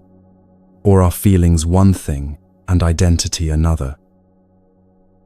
This question appears to be a philosophical clarification, but is actually asking about the precise mechanics of how suffering is generated in the smallest possible unit of experience, the fraction of a second between a feeling arising and what the mind does with it.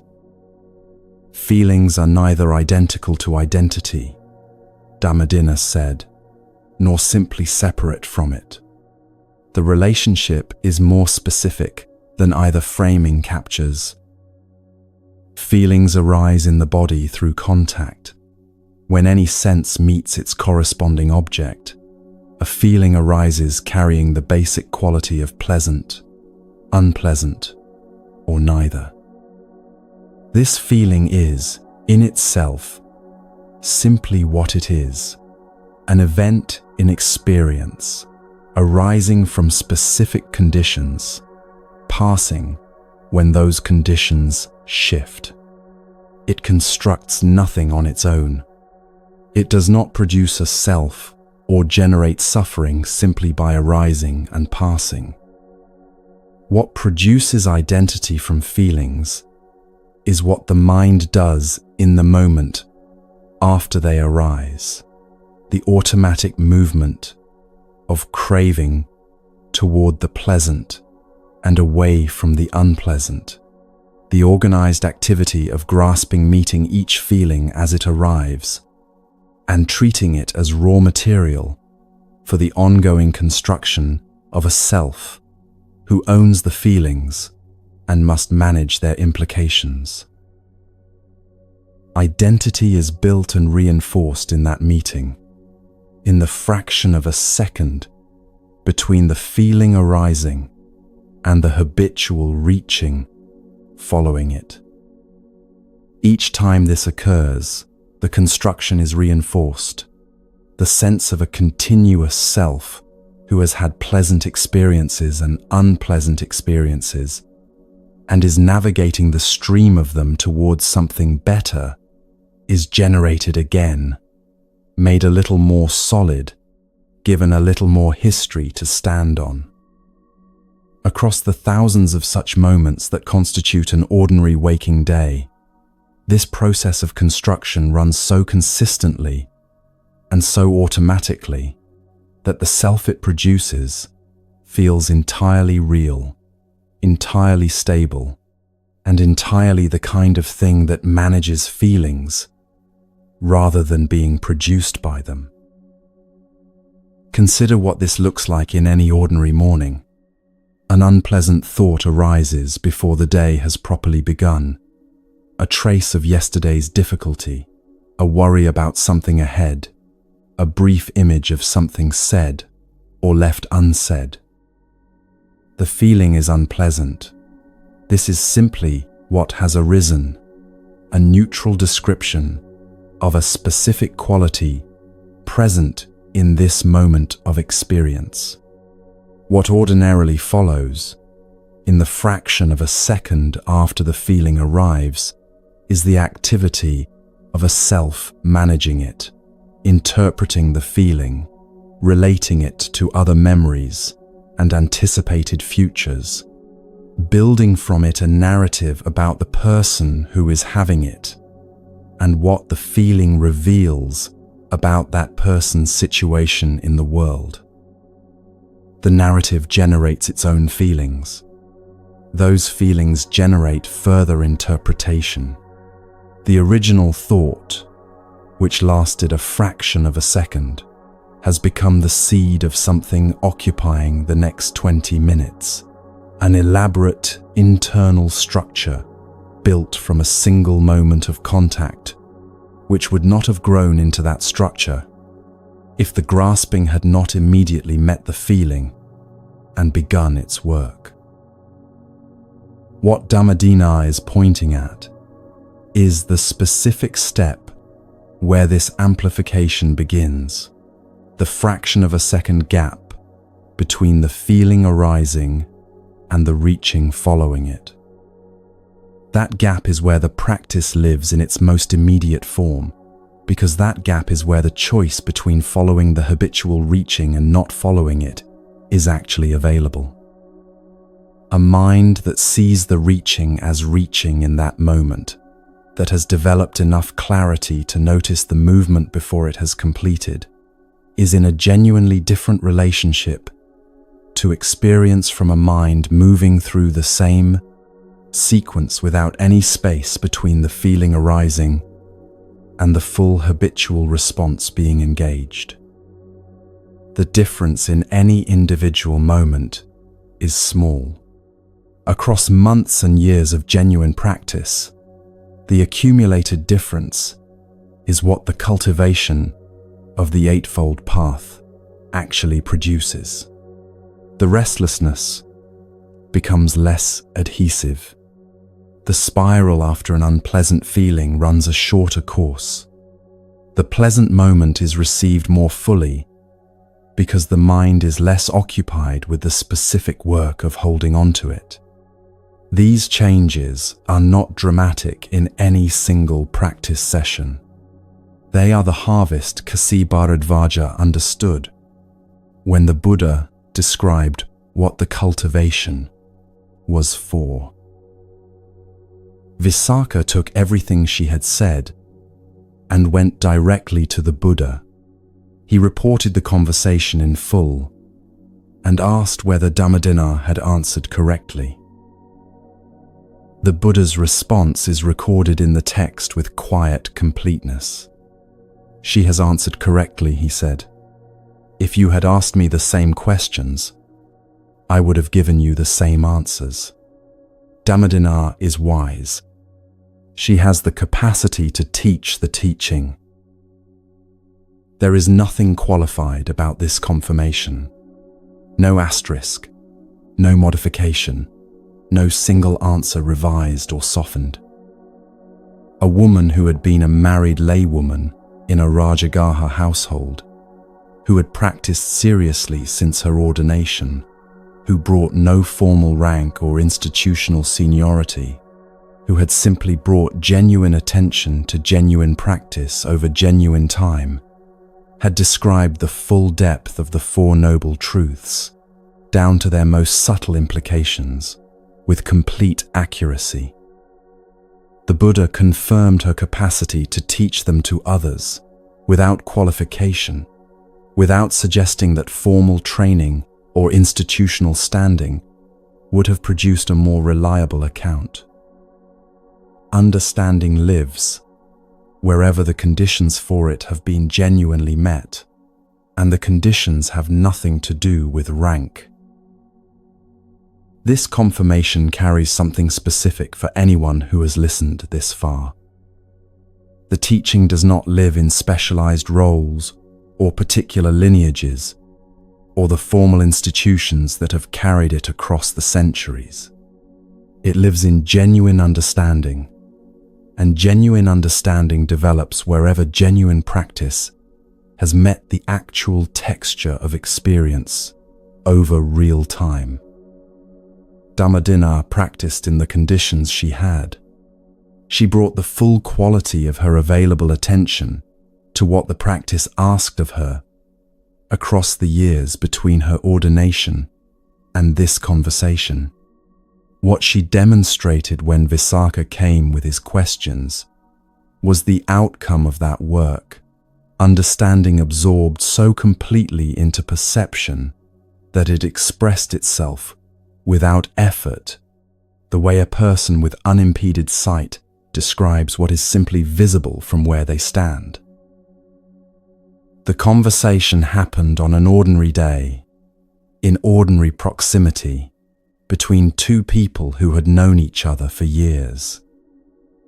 The depth it reached was not produced by unusual conditions or specially configured circumstances.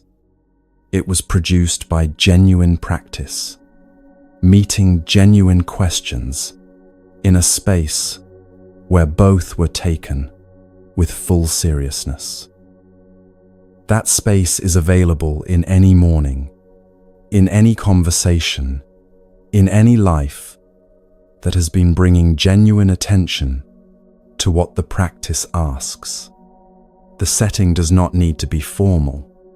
The questions do not need to be prepared in advance. The practice simply needs to have been met with the same quality of commitment Dhammadina brought to it from the morning she left the household, and reorganized entirely around what the understanding required.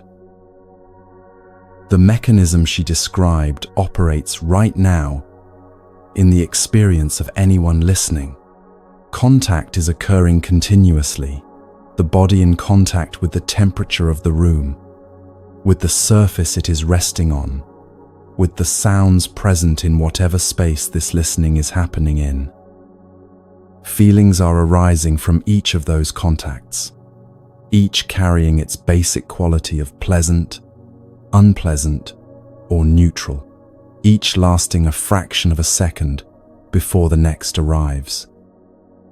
The habitual reaching is meeting each of them in the way it has met them across years, moving toward the pleasant, away from the unpleasant, past the neutral, in search of something with more content. The gap between the feeling arising and the reaching following it is present in this breath.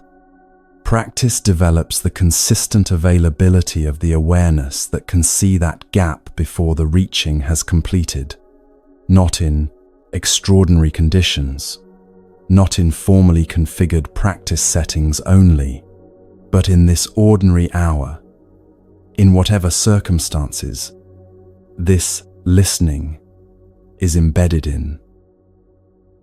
All 6 sections of this video have been describing the same mechanism from different angles.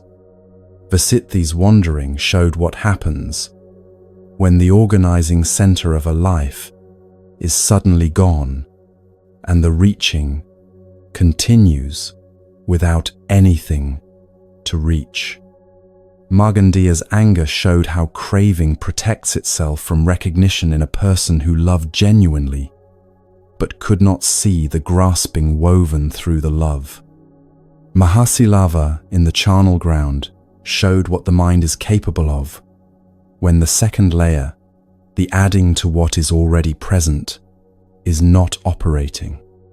Kasi Bharadvaja's field showed the path as cultivation rather than attainment, accessible from exactly where a person currently stands. Pukusati's night in the potter's house showed how months of preparation and a single night of genuine teaching together produce what neither could produce alone. And Dhammadina sat with her former husband and described the mechanism itself, the specific meeting between feeling and grasping that generates the sense of a self-managing experience, the gap in which that generation can be interrupted, and the quality of what remains when the interruption becomes consistent enough to constitute genuine liberation. The teaching the Buddha organized into 4 parts on the night he first taught it has been in the world for 2,500 years. It met Vasitthi on a road. It met a practical farmer standing in his field. It met a wandering stranger on a potter's floor. It is available in the same form in any ordinary morning, in the specific texture of the present moment, in the gap between this feeling and what the mind is about to do with it. That gap is where everything the teaching has described lives in its most immediate and practical form. It is available right now, in this breath, in this moment, in the specific conditions of this particular life, exactly as it currently stands. The conditions are these conditions. The practice begins here.